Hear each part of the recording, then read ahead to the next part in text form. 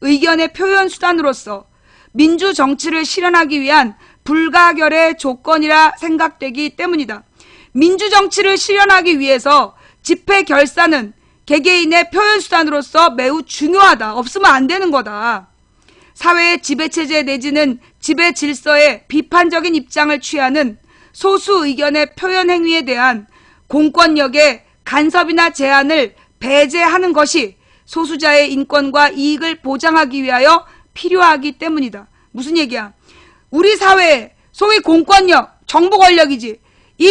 그러나 이 소수 의견이라는 건 뭐예요? 국민들이 누구든지 자신들의 의견을 자유롭게 표현할 수 있는 데 대해서 공권력의 간섭이나 제한을, 공권력이 간섭하거나 제한하는 것을 막는 것이 소수자의 인권과 이익을 보장하기 위하여 필요하기 때문에 헌법에서 집회 결사의 자유를 보장하고 있다라는 얘기입니다. 또 집회 시위에 관한 법률을 한번 찾아봅시다.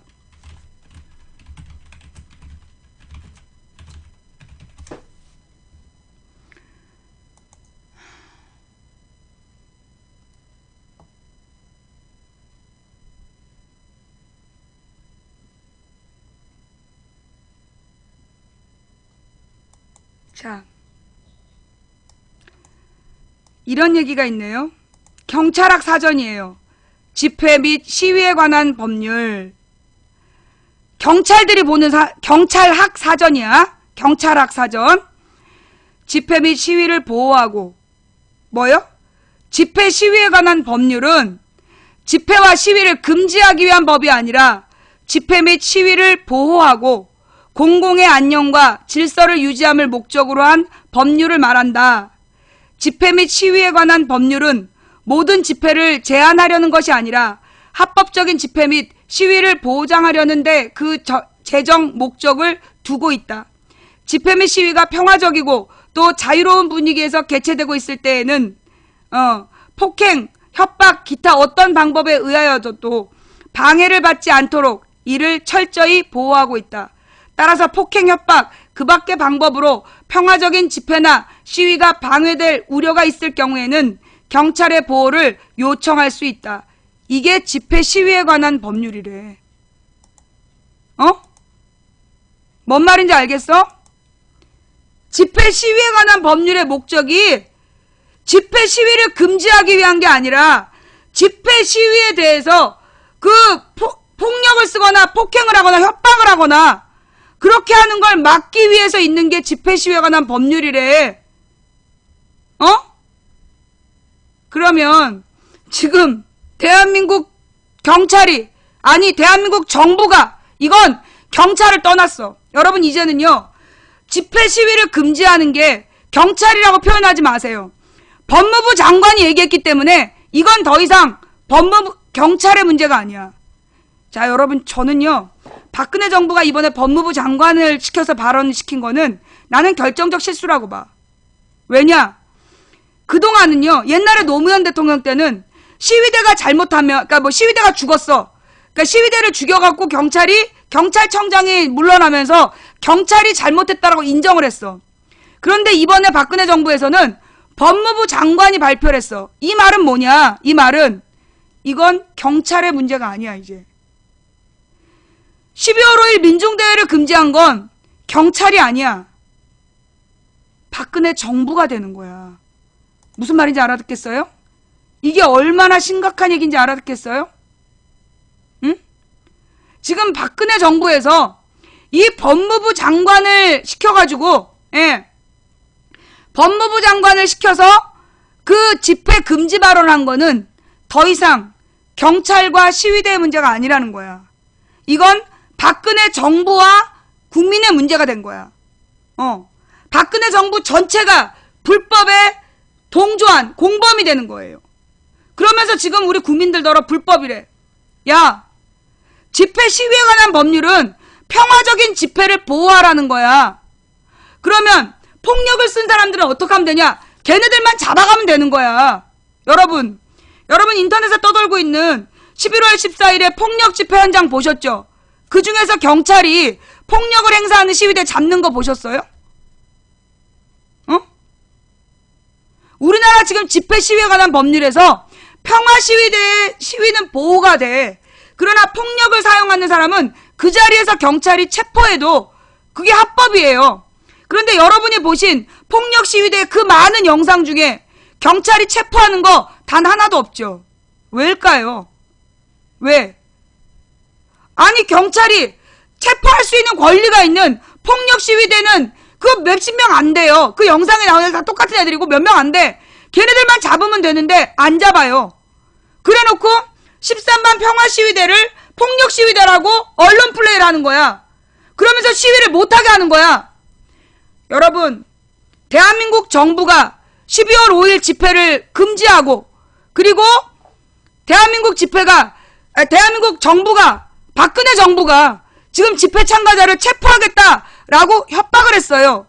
이거는 명백히 위헌입니다. 집회에 참가하시는 분들, 평화적인 집회에 참여하시는 분들을요, 어떤 법적 근거로도 막을 수 없어요. 신고하지 않은 집회를 했다 할지라도 처벌할 수 없다. 이게 헌법재판소. 신고하지 않은 집회일지라도 평화적인 시위를 했다면 처벌할 수 없다. 헌법재판소 판례예요. 자, 그러니 집회에 참가하고자 하시는 분들은, 철저히 평화 집회를 하고자 하시는 분들은 여러분이 참석하신 걸 가지고 정부가 여러분을 처벌할 수 없어요. 처벌한다면 그걸 이 정부에서 입건하고 기소했어. 재판부가 여러분에게 유죄 판결을 내린다면 여러분 시간이 지나서 이거 다 보상받습니다. 박정희 전두환 때 그렇게 그 민주화 운동했던 사람들을 경찰은 구속하고 징역을 살게 했어요. 나중에 그거 전부 다 국가에서 보상했습니다. 그러니 여러분 두려워하지 마세요. 두려워하지 마시고 집회, 평화적인 합법 집회에 여러분 나가십시오. 불법, 집회의 불법과 합법을 결정하는 건 누가 결정합니까? 헌법이 결정합니다. 헌법에 평화적인 집회는 무조건 보장하라고 되어 있습니다. 잊지 마십시오, 여러분. 그럼에도 불구하고 망치 부인은 집회에 참석하지 못합니다. 혹시라도 망치 부인이 집회에 참석했다고 저에게 체포영장을 발부하고, 왜냐하면 여러분은 누가 참석했는지 몰라. 근데 망치 부인은 참석하면 내가 누군지 다 알잖아. 그래서 나는 집회에 참석하지 않겠어. 혹시라도 체포영장을 발부해서 우리 방송을 방해하려는 그런 의도를 가진 놈들이 있을까봐 나는 집회에 참석하지 않고 집회를 구경하고, 그리고 집회에 대한 해설을 하느라고 길거리 수다방을 할 예정이에요. 예. 자, 난 이게 영국의 주간지인 줄 알았지 미국의 주간지였어. 자, 이런 박근혜 정부에 대한 해외의 시각입니다. 미 최고 주간지, 박근혜 독재자 부친 따라가고 있다. 어이구 자랑스러워라. 박근혜 언론 났네. 기뻐하겠어. 예, 국제 언론에서 박근혜 언론 나왔어요. 예. 한국의 박근혜 대통령이 독재자인 아버지의 발자국을 따라가고 있다. 미국 내에서 가장 오래된 역사를 갖고 있는 주간지 더 네이션지가 박 대통령의 강압적인 통치 행위를 강하게 비판했다. 네이션지는 12월 2일이죠. 한국 시간으로 12월 2일 독재자의 딸이 노동자를 탄압하다라는 제목의 기사에서 박 대통령이 독재자였던 부친의 발자국을 따라가면서 새누리당의 권위적인 정책에 반대하는 노동자와 시민들을 탄압하고 있다. 이렇게 이제 following in the footsteps of her dictator father, South Korea's President Park Geun-hye is cracking down on labor and citizens groups 또 opposed to the increasingly 어쩌고 policy of her ruling New Frontier Party known as South 새누리 New Frontier Party known as 새누리라고 보도했다. 야, 이게 박근혜 덕분에 새누리당까지, 예, 새누리당 이름까지 떴어. 새누리당 이름까지 떴어. 이 새누리당의 권위적인 정책에 반대하는, 야, 이 박근혜 덕분에 같은 패거리끼리 행복하겠어요. 아유, 유명한 국제 언론에 났으니 굉장히 자랑스러우시겠어요? 왜 그래? 나는 반기문식 영어를 추구하고 있어. 이 주간지는 또 박 대통령이 복면 시위대를 테러리스트와 동일시하고 이에 맞춰 검찰과 경찰은 집회를 금지하고 강경 대처 일변도로 나아가고 있다고 전했다. 이어 박 대통령의 행동은 한국 내부적으로 아버지의 기억을 떠올리게 한다며 박정희 장군은 1961년 권좌에 올라 79년 암살당할 때까지 철권을 휘둘렀는데 이 시기에는 노동조건 개선을 위해 조직을 만들려던 학생과 노동자들을 박 정권이 야만적으로 억압했다고 전했다. 내가 뭐라 그랬어? 박근혜 덕분에 박정희의 명예가 박살날 거라 그랬지? 기억나요? 여러분 제가요 박근혜 때문에 박정희의 그 부관 참시가 일어날 것이다. 박정희 얼굴에 똥칠하게 될 것이다. 어휴, 국제적으로 박정희에 대해서 이 네이션지가 따님 덕분에 그냥, 저기 땅속에 있는 박정희 신나겠어요. 어이구, 우리 딸 덕분에 내가 유명해졌어요. 이런 거 아니면 언제 네이션지에 나겠어. 그죠? 박정희가 박근혜 아니면 어떻게 네이션지에 나겠어. 예. 그러면서 지난 6개월 동안 박근혜 대통령은 재벌이 노동자들을 더욱 쉽게 해고하는 법을 추진했는데 이 법의 핵심적인 목적은 시간제 비정규직 근로자를 더 늘리는 것으로 한국은 산업화된 국가 가운데 이미 가장 높은 시간제 비정규직 근로자 비율을 보이고 있다고 설명했다. 다른 나라가 다 알아. 이 매체는 박의 이 같은 탄압은 세계의 노동활동가들을 분노하게 만들고 있다며 한국은 노조 권리 측면에서 보면 일종의 하층민 신세라는 영국의 노조연맹 간부의 말을 인용했다. 또한 국정교과서 문제에 대해서도 많은 한국인들이 친일 행각을 벌인 박정희의 독재적 유산을 희석시키려는 의도로 보고 있다며 탈색된 역사를 학생들에게 가르치려는 동기 가운데 하나는 아버지의 명예를 회복시키려는 것이라는 뉴욕타임즈의 사설도 소개했다.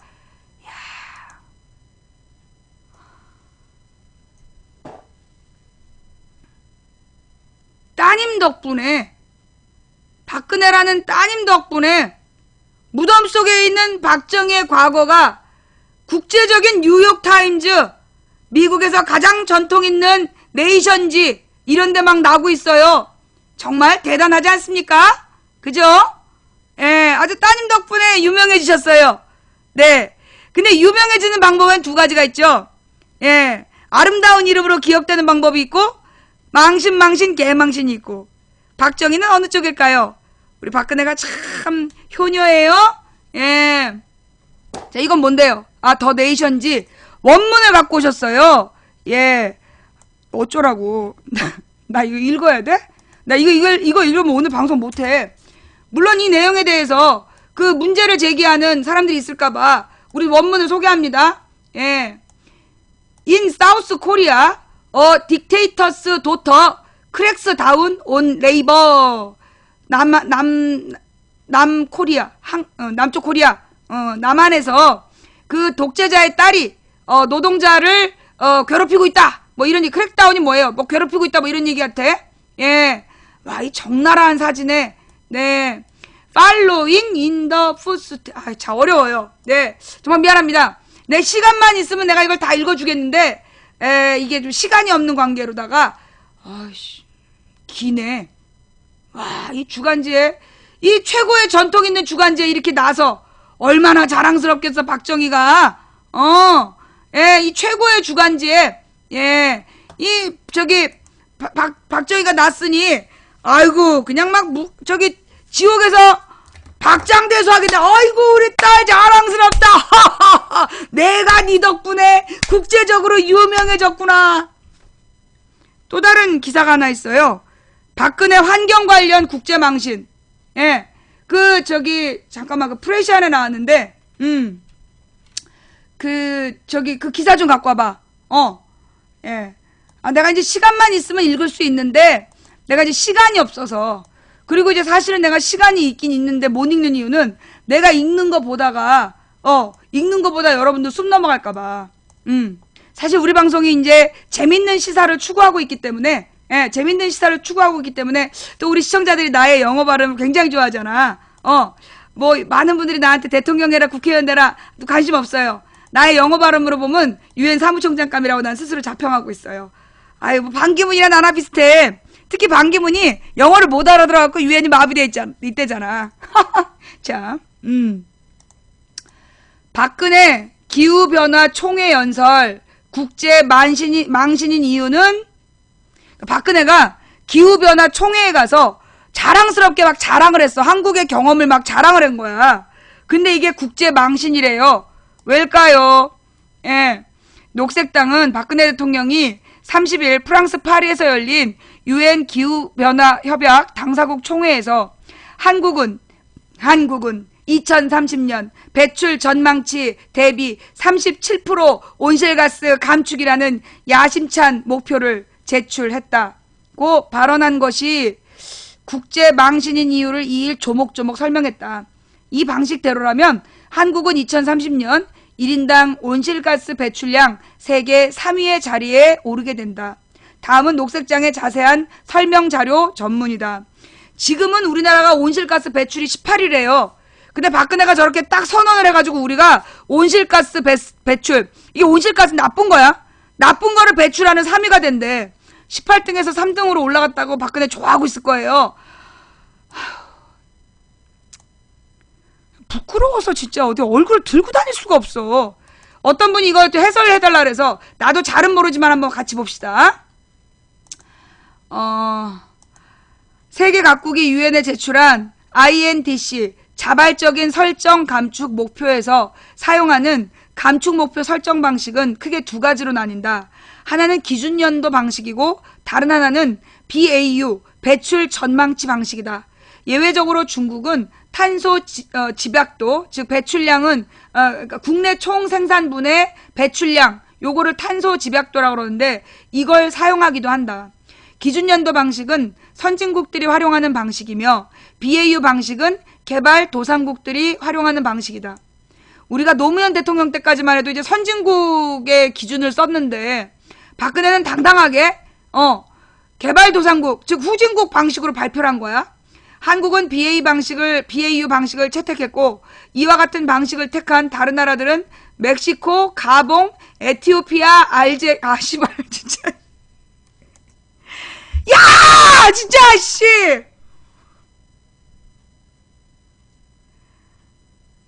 야! 씨발 진짜 미치겠네.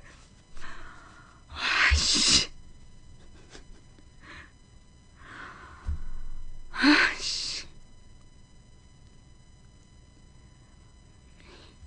이와 같은 방식을 택한 나라들은 멕시코, 가봉, 에티오피아, 알제리, 가나, 방글라데시 같은 개발도상국. 아, 진짜 씨발.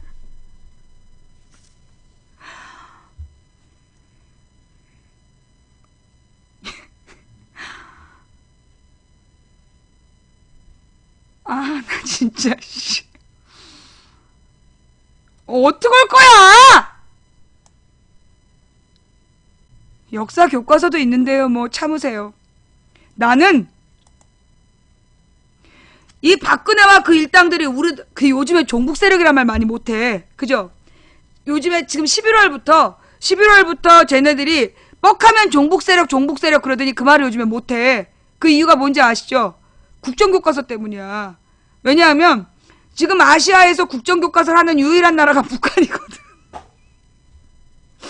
아시아에서 유일하게 국정교과서 하는 게 북한밖에 없고 다른 나라는 인구가 너무 작아서 교과서 시장이 만들어지지 않는 나라에서 교과서를 만들거나 아니면 이슬람 종교 국가들은 종교의 역사를 다루기 때문에 이슬람 국가만 국정교과서 쓴다는 거야.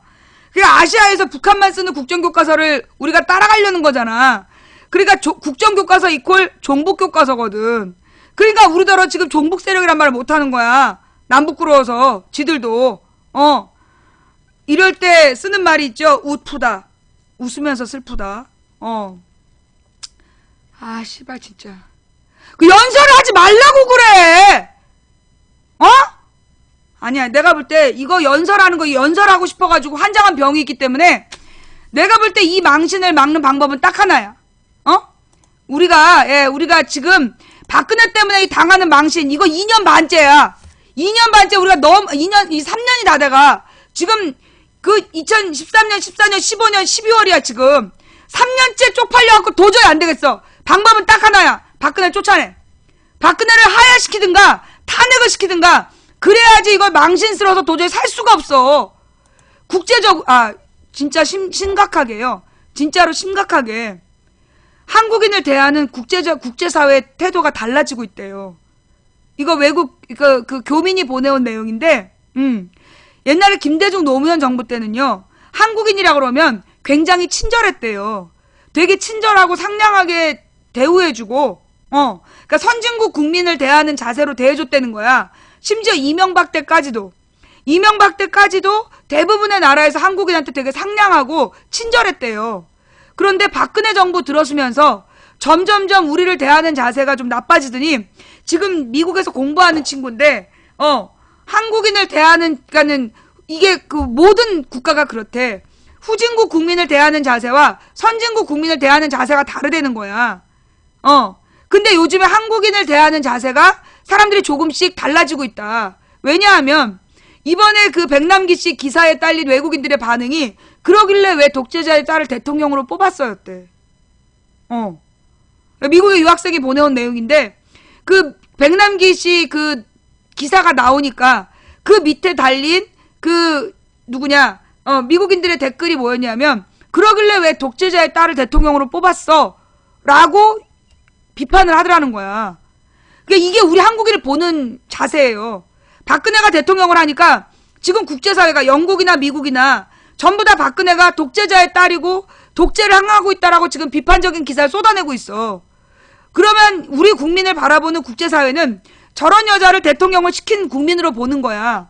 그러니까 우리가 왜 박근혜 지지자들 볼 때 느낌 알지? 우리가 박근혜 지지자들 볼 때 어떤 느낌이에요? 막 대단히 똘똘하고 현명하고 지혜롭게 봐요? 아니면 좀 문제 있다고 봐요? 그런 거야. 우리가 지금 박근혜 지지자를 바라볼 때 느끼는 느낌 있잖아. 그걸 외국인이 우리를 볼 때 느낀다는 거야. 그거예요, 지금. 그래서 그걸 이 미국 유학생이 굉장히 심각하게 문제를 써서 보냈더라고. 지금 우리 지금 국제사회에 나가 있는 한국 교민들 굉장히 많아요. 700만 명이야. 한국인 700만 명이 세계에 나가 있어. 그 700만 명의 안전이, 700만 명의 삶의 질이 우리가 대통령을 어떻게 뽑았느냐에 따라서 달라진다는 거예요. 박근혜, 저거 청와대로 돌아오게 하면 안 돼. 뭐? 집회를 금지해? 내가 볼 때 박근혜 입국을 금지해야 돼. 12월 5일에 박근혜 입국을 금지해야 돼. 박근혜는 대통령 자격이 없어. 이승만 따라서 그냥 하와이로 가. 누가 그러더만 12월 5일에 박근혜 한국 방문이라고. 12월 5일이 박근혜 한국 방문의 날이래. 나왔다가 또 금방 들어왔다가 또 금방 나갈 거기 때문에 박근혜 한국 방문의 날이래. 연병? 그리고 내가 중요한 얘기 들었어. 경상도에서 박근혜의 인기가 폭락한 이유. 전혀 의외의 제보야. 경상도 어르신들이 박근혜한테 화가 난 이유가 뭔지 아세요? 경상도 어르신들이 어떤 성격이야? 되게 보수적이잖아. 이분들이 화난 이유가 박근혜 해외 나들이 때문이래. 경상도의 어르신들이 박근혜한테 돌아서게 된 결정적인 이유가 해외여행 때문이래. 너무나 자주 뻔질나게 나가 돌아다녔잖아. 사실 지금 경상도 노인분들 정말로 몇천 원 갖고 사는 분들도 계세요. 5만 원 갖고 생활비 하시는 분들도 계시고 10만 원 갖고 생활비 하시는 분들도 계셔. 그런 분들이 볼 때 박근혜가 맨날 꽃가옷 지어입고 비싼 옷, 화면에 나올 때마다 다른 옷이잖아. 독일의 메르켈은 나올 때마다 똑같은 옷이야. 독일 메르켈은 나올 때마다 똑같은 옷을 입는데 박근혜는 텔레비에 나올 때마다 다른 옷을 입어. 그 옷도 엄청 비싼 옷이잖아. 그 비싼 옷을 나올 때마다 갈아입고 뻔질나게 해외여행을 다녔다. 이게 생각보다 가난한 경북 지역의 노인분들한테 분노가 됐대. 화가 났대요. 이게 대구에서 온 글인데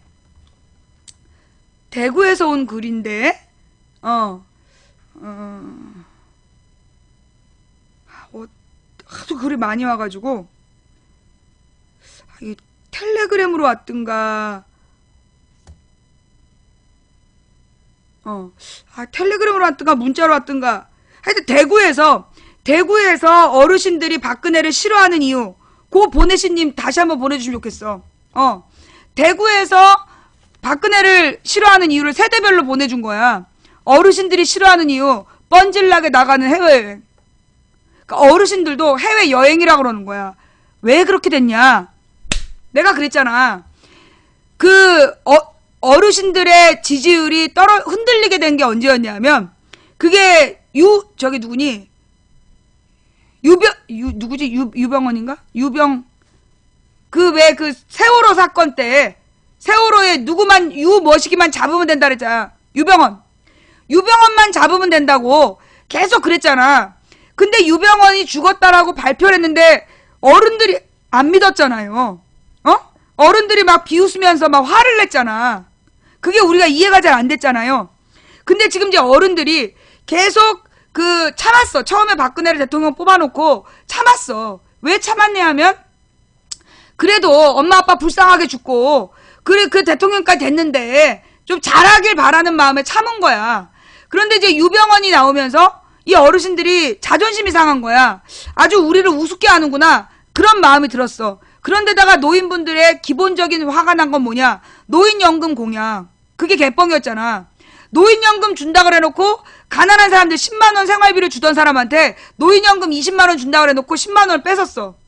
그러면 결국 10만원 받는 사람한테 10만원 노인연금을 준다니까, 그럼 난 20만원 받는구나 좋아한 거야. 근데 10만원 주고 10만원을 뺏어갔어. 결국은 10만원인 거야. 그러니까 이 노인분들이 화가 나 있었어. 근데 박근혜가 막 나라 재정이 어렵다고, 국가 재정이 어려우니까 참아달라고 그래갖고 노인분들이 참았대요. 그랬는데 여기서 이명박 사자방 비리가 터진 거야. 이명박 사자방 비리 200조. 이명박이 4대강 자원외교 방산 비리로 까먹은 게 200조 원이다. 그래서 지금 나라에 돈이 없다. 거기다 부자들한테 세금 깎아줘서 돈이 없다. 그 얘기를 알게 된 거야. 그래서 지금 열 받아 있는데 자기는 맨날 꽃가옷 지어입고 해외여행을 다녀. 그러면 해외여행을 갔다 와서 성과가 있었냐고. 박근혜가 해외여행 갔다 와서 이제까지 우리 국민들이 자부심을 느낄 만한 일이 있었어요? 중국 가가지고 중국말 중국말은 통역 없이 알아듣는다더니 사진 찍으란 말을 못 알아들었고 왔다 갔다 개망신 떨고, 그 다음에 미국 정상 만나러 가고는 그렇게 데리고 가지 말라는 윤창중 데리고 갔는데 빤스 벗고 설치는 바람에 개망신 당하고, 프랑스에 가서 기립박수 받았는데 알고 보니까 한국인 사람들한테 불어로 연설하고, 그 다음에 다보스 포럼 회장이 영어로 질문했는데 못 알아듣고 딴소리하고. 박근혜가 국제사회에 갔다 와가지고 뭐 하나 남은 게 없어. 심지어 남미를 갔잖아. 선진국에서 안 부르니까 남아메리카를 간 거야. 남아메리카 4개국을 순방했는데 한 나라에서는 쿠데타가 일어나고, 또 한 나라에서는 화산이 폭발하고, 또 한 나라에서는 폭우가 쏟아졌던가? 폭우가 쏟아지고 마지막이 지진이었던가? 화산, 지진, 쿠데타. 또 하나 있는데. 그 뭐였어? 화산, 지진, 쿠데타. 그 다음 물난리 나서 이재명 발생한 거. 4개 나라가 어쩌면 박근혜가 왔다 갔다 하는 그 즈음에 그런 거야. 공교롭게도 미국의 캘리포니아 근처를 왔다 갔다 한 말이야. 박근혜가 지난번에 미국 갔다 온 다음에 캘리포니아에 홍수가 난 거야. 초겨울에. 캘리포니아가요 거의 건조지대예요. 1년 내내 별로 비가 안 오는 동네인데, 박근혜가 토네이도가 돌아가지고 이재민이 80만인가 발생했잖아. 박근혜 갔다 오는 그 시기에. 그 다음에 미국에 얼마 전에 갔을 때 한미 정상회담 갔다 온 다음에 캘리포니아에 홍수가 나가지고 난리도 아니었대. 내가 캘리포니아 가봤잖아 작년에. LA하고 샌디에고에서 캘리포니아를 갔다 왔는데, 거기가 보니까 1년 내내 비가 안 오는 굉장히 건조한 동네더라고. 그래서 그 동네의 가장 큰 고민은 산불이었어. 그런데 세상에, 그리고 내가 작년에 겨울에 갔잖아요. 작년 겨울 12월. 근데 그때 갔을 때 그 500년 동안 비가 500년이 아니라 50개월인가? 몇 년 동안 비가 안 와가지고 너무 가뭄이 심했던 거야. 근데 내가 갔을 때 비가 내렸어. 내가 갔을 때 캘리포니아에 비가 내려가지고 가뭄이 해소된 거야. 산불 위험이 해소됐다고 막 좋아하더라고. 그러면서 언제나 캘리포니아는 그 가물어 있다. 그랬단 말이야. 근데 박근혜가 가니까 비가 오긴 왔는데 홍수가 나가지고 캘리포니아에 있는 한인들이 박근혜가 왔다 가서 홍수가 왔다고 그랬다는 거야. 그것도 캘리포니아 교민이 알려줘갖고 알았다니까. 캘리포니아 한인이 알려줘서 어이가 없어서 좌우지간 뭐 중간에 우스갯소리였고요. 하던 얘기로 돌아가면 자, 기준 연도 방식은 선진국들이 활용하는 방식이며 박근혜가 발표한 방식은 개발도상국들이 활용하는 방식인데 한국은 그 BAU 방식을 채택했고 이와 같은 방식을 택한 나라는 멕시코, 가봉, 에티오피아, 알제리, 가나, 방글라데시와 같은 개발도상국이다. 근데 이 나라들이요. 그중에 특히 가봉 있잖아. 가봉, 에티오피아, 알제리, 가나, 방글라데시 이 나라들이요. 박정희 때부터 얘네들이랑 친했고 전두환도요. 나중에 전두환이 해외 순방을 가겠다 그러면 아무도 안 부른 거야. 뭐 영국, 미국 이런 데서 안 부른 거야. 그래갖고 전두환이 맨날 어디 가냐? 아프리카만 갔어. 해외 여행 가고 싶으면 아프리카, 특히 가봉 이런데. 가봉? 그때 가봉이었지. 가봉 대통령 우리나라에 또 오고 그랬잖아. 그래서 맨 가봉만 왔다 갔다 했어. 그 다음에 알제리, 가나, 그때 방글라데시. 전두환 때 방글라데시 또 왔다 갔다 했어요. 가봉, 봉고, 아프리카만 왔다 갔다 했던 이유가 선진국에서 안 불러줘가지고. 근데 지금 박근혜가 그 나라들 수준으로 지금 그리고 멕시코는 마피아가 정권을 잡아가지고 난리도 아니야 지금. 그런 나라들 수준으로 지금 발표를 한 거야 국제회의에서. 박근혜가 알고 그랬을까 모르고 그랬을까는 모르겠는데 그러니까 이게 왜 그러냐. 박근혜가 왜 자꾸만 이런 짓을 하냐면 박근혜 늙은 오빠들이 박정희 때 얘네들하고만 놀아가지고 캐나다, 호주, 일본 뭐 이렇게 미국, 영국 이런 사람들하고 못 놀아보고 맨 가봉, 멕시코, 에티오피아, 알제리, 방글라데시하고만 놀아가지고 계속 그 수준으로 지금 가는 거야. 박근혜 늙은 오빠들은 우리나라가 후진국이라고 생각해. 그래서 이게 모든 문제의 원인은 이 늙은 오빠들을 끼고 있는 박근혜의 문제점인 거야. 야심찬 목표? 이대로라면 2030년에 1인당 이산화탄소 배출량 세계 3위. 국제에너지기구는 세계 각국이 제출한 INDC를 분석해 2030년에 1인당 화석연료 사용에 따른 이산화탄소 배출량을 분석했다. 이에 따르면 한국은 1인당 이산화탄소 배출량이 9.4톤으로 러시아의 10위, 미국 10.9에 이어 세계 3위를 차지할 전망이다. 한국 정부의 온실가스 감축 목표가 지나치게 보수적이어서 기후변화를 막는데 온실가스를 과감히 감축해야 하는 필요성을 외면하고 있다. 사실 이건 발표하면 안 되는 부끄러운 내용이었던 거야. 박근혜가 야심찬 목표라고 발표한 내용이 박근혜가 이렇게 야심찬 목표라고 발표한 내용 그런 거예요. 가령 이제 뭐 청소년 인권을 하는 국제회의에 가서 우리나라가 청소년 자살률 1위야. 한 거랑 똑같은 거야 지금. 지금 박근혜가 발표한 예를 내가 쉽게 설명하면 청소년 인권을 위한 국제회의에 가서 우리나라가 청소년 자살률 1위야. 그러면서 자랑한 거랑 똑같은 짓을 한 거야 지금. 박근혜가 모르니까 그 밑에 있는 놈들이 똑바로 정신을 차려야 되는데 너무 늙어가지고 박근혜 사람들이 사리 판단을 못해. 그러니까 이런 짓을 부끄러운 줄 모르고 하고 다니는 거야. BAU 방식, 고무줄 계산법으로 눈속임 가능. BAU라는 것은 비즈니스 as usual의 약자로서 지금과 같은 방식대로 한다면 한 국가가 배출할 것이라고 예상되는 온실가스 배출량의 추정치를 의미한다. 지금까지 같은 방식으로 하면 지금과 똑같이 한마디로 안 줄이면 나타나는 추정치, 그걸 얘기하는 거래. 문제는 BAU는 추정치이기 때문에 계산하는 방식에 따라 달라질 수 있고 손쉽게 부풀려질 수 있다는 점이다. 만약 BAU를 부풀린다면 아무리 강한 감축 비율, 뭐 예를 들어 정부 감축 목표 마이너스 37 이런 걸 적용한다고 하더라도 실질적인 감축량은 크지 않을 수 있다. 눈속임 효과를 낼 수 있다. 예를 들어 선진국이 많이 사용하는 2005년 기준 연도 방식으로 계산하면 한국은 마이너스 5.6 감축에 불과하다. 또한 해외에서 구입하는 배출권을 제외하면 국내 배출량은 오히려 11.1%가 증가한다.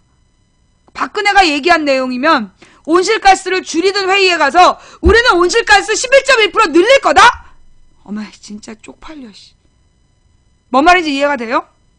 박근혜가 한 말이 뭐냐면 온실가스 줄이기를 위한 대책회의에 가서 우리는 온실가스 11.1% 늘릴 거다? 이렇게 자랑을 한 거야. 그 다음에 두 번째로 박근혜가 자랑한 게 배출권 거래 경험을 살려 탄소 시장을 열겠다 이런 말도 했나 봐. 이 말을 하려면 뭐가 있어야 돼? 배출권 거래 경험이 있어야 되겠죠? 자, 그런데 우리나라의 배출권 시장은 사실상 폐업 상태. 한국에서 배출권 거래 시장은 올해 1월에 시작됐지만 사실상 거래가 거의 이루어지고 있지 않다. 개장 일주일간 거래가 이루어지다가 중단됐으며 이후 10월에 들어서서야 다시 거래가 나타났을 뿐이다.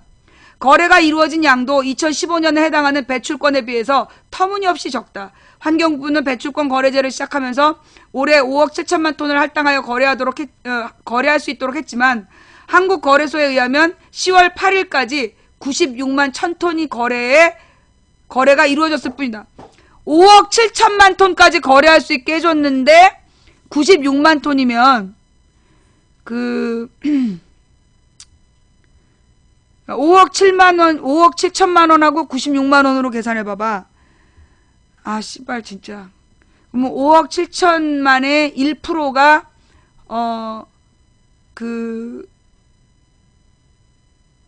5,700만이네? 아니야. 570만? 570만 톤이 1%인데, 96만 톤이면 1%도 안 되는 거야? 570만 톤이 1%인데 96만 톤이 거래됐으면 1%도 거래가 안 된 거야? 그런데 배출권 거래 경험을 살려서 탄소 시장을 열겠다고 국제회의에 가서 얘기한 거야? 아, 나 진짜 씨발 진짜. 이 또라이 새끼들 진짜. 그 비율은 2015년 할당량을 기준으로 했을 때 0.17%, 2015에서 17년까지 1차 할당량을 기준으로 했을 때 0.057%에 불과하다. 배출권 거래제는 총량 설정과 거래의 두 가지 핵심적 요소로 구성되어 있다. 배출권 거래제가 도입될 당시 정부는 탄소세나 목표 관리제에 비해서 거래 요소가 있기 때문에 비용 효과적인 감축이 이루어질 수 있다고 강조했다. 그러나 현재와 같이 거래가 이루어지지 않는다면 한국의 배출권 거래제는 중대한 문제를 안고 있다. 한국 배출권 거래제의 가장 심각한 문제는 배출권 총량 설정이 BAU 방식으로 이루어지기에 배출권 거래제의 근본적인 규칙마저 흔들리고 있다는 점이다. 실제로 2014년에 제시된 20년 BAU보다 15년 포스트 20년 계획에서 제시된 20년 BAU는 재산정되어 0.82% 증가됐다.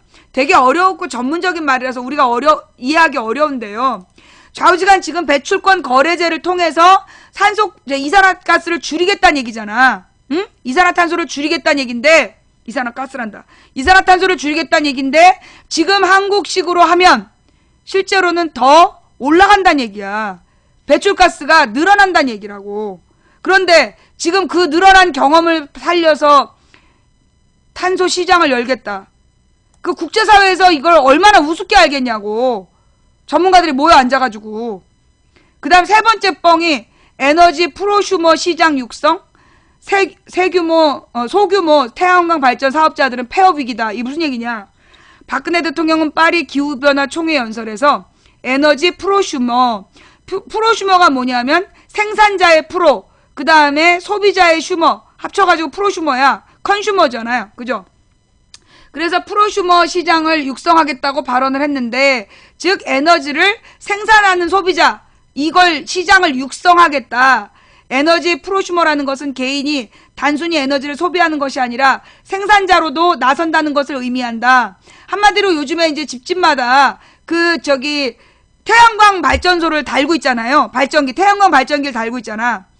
지금까지 에너지 전력 생산자는 거대 발전소를 건설 운영하는 기업들에 국한됐지만 소규모 분산형 발전이 가능한 재생에너지가 확산되면서 개인 소규모 집단들도 전력 사업에 참여할 수 있게 됐다.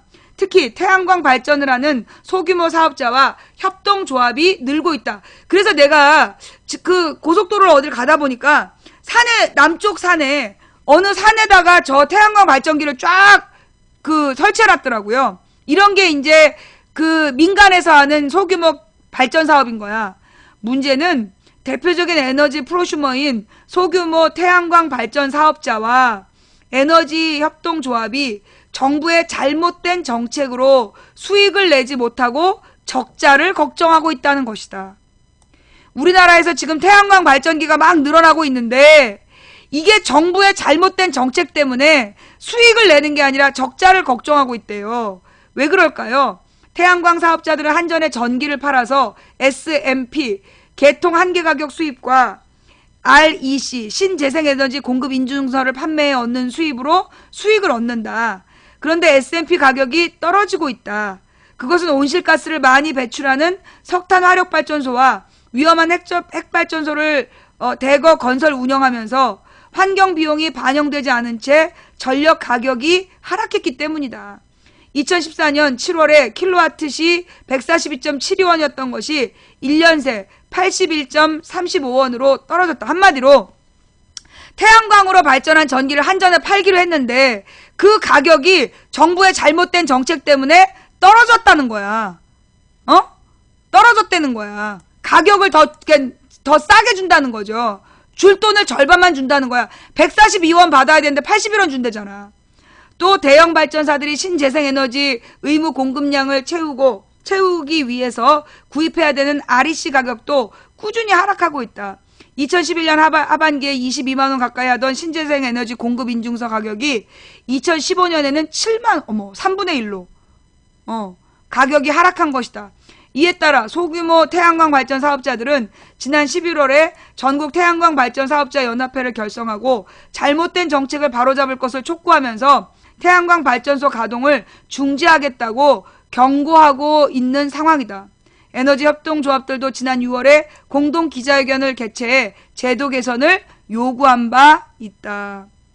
한마디로 이 태양광 발전을 해서 정부에 팔으라고 해놓고 한전에 팔으라고 해놓고 한전에서 가격을 깎고 그 다음에 이 태양광 발전 사업자 가치 등록증도 서로 거래를 할 수 있는데 그 가격이 지금 정부 정책이 잘못돼서 떨어지고 있다는 거야. 그러니까 소규모 태양광 발전 업자들에게 불이익을 주고 있다는 거죠. 그러면서 프로 컨슈머 시장을 육성? 정책이나 똑바로 하라고. 우리나라 사업자들이나 괴롭히지 말고 남의 나라 가서 뻥 좀 까지 마. 이러면 문제가 뭐냐면요.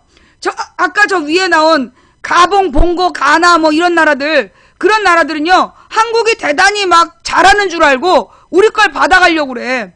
실제로 영국에서 녹색 성장에 대해서 연구하는 그 인도 교수처럼 녹색 성장이 뭐야?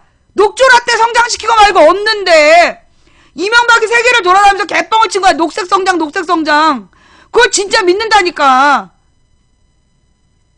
근데 확실히 지금 박근혜는요, 지금 기후회의에 가가지고, 기후변화 회의에 가서 어떤 짓을 했냐 하면, 원래 노무현 때까지는, 원래 김대중 때는 선진국이다, 후진국이다 얘기할 수 없을 만큼 IMF 때문에 고초를 겪었고, 노무현 대통령 때는 모든 기준이 선진국 기준이었어.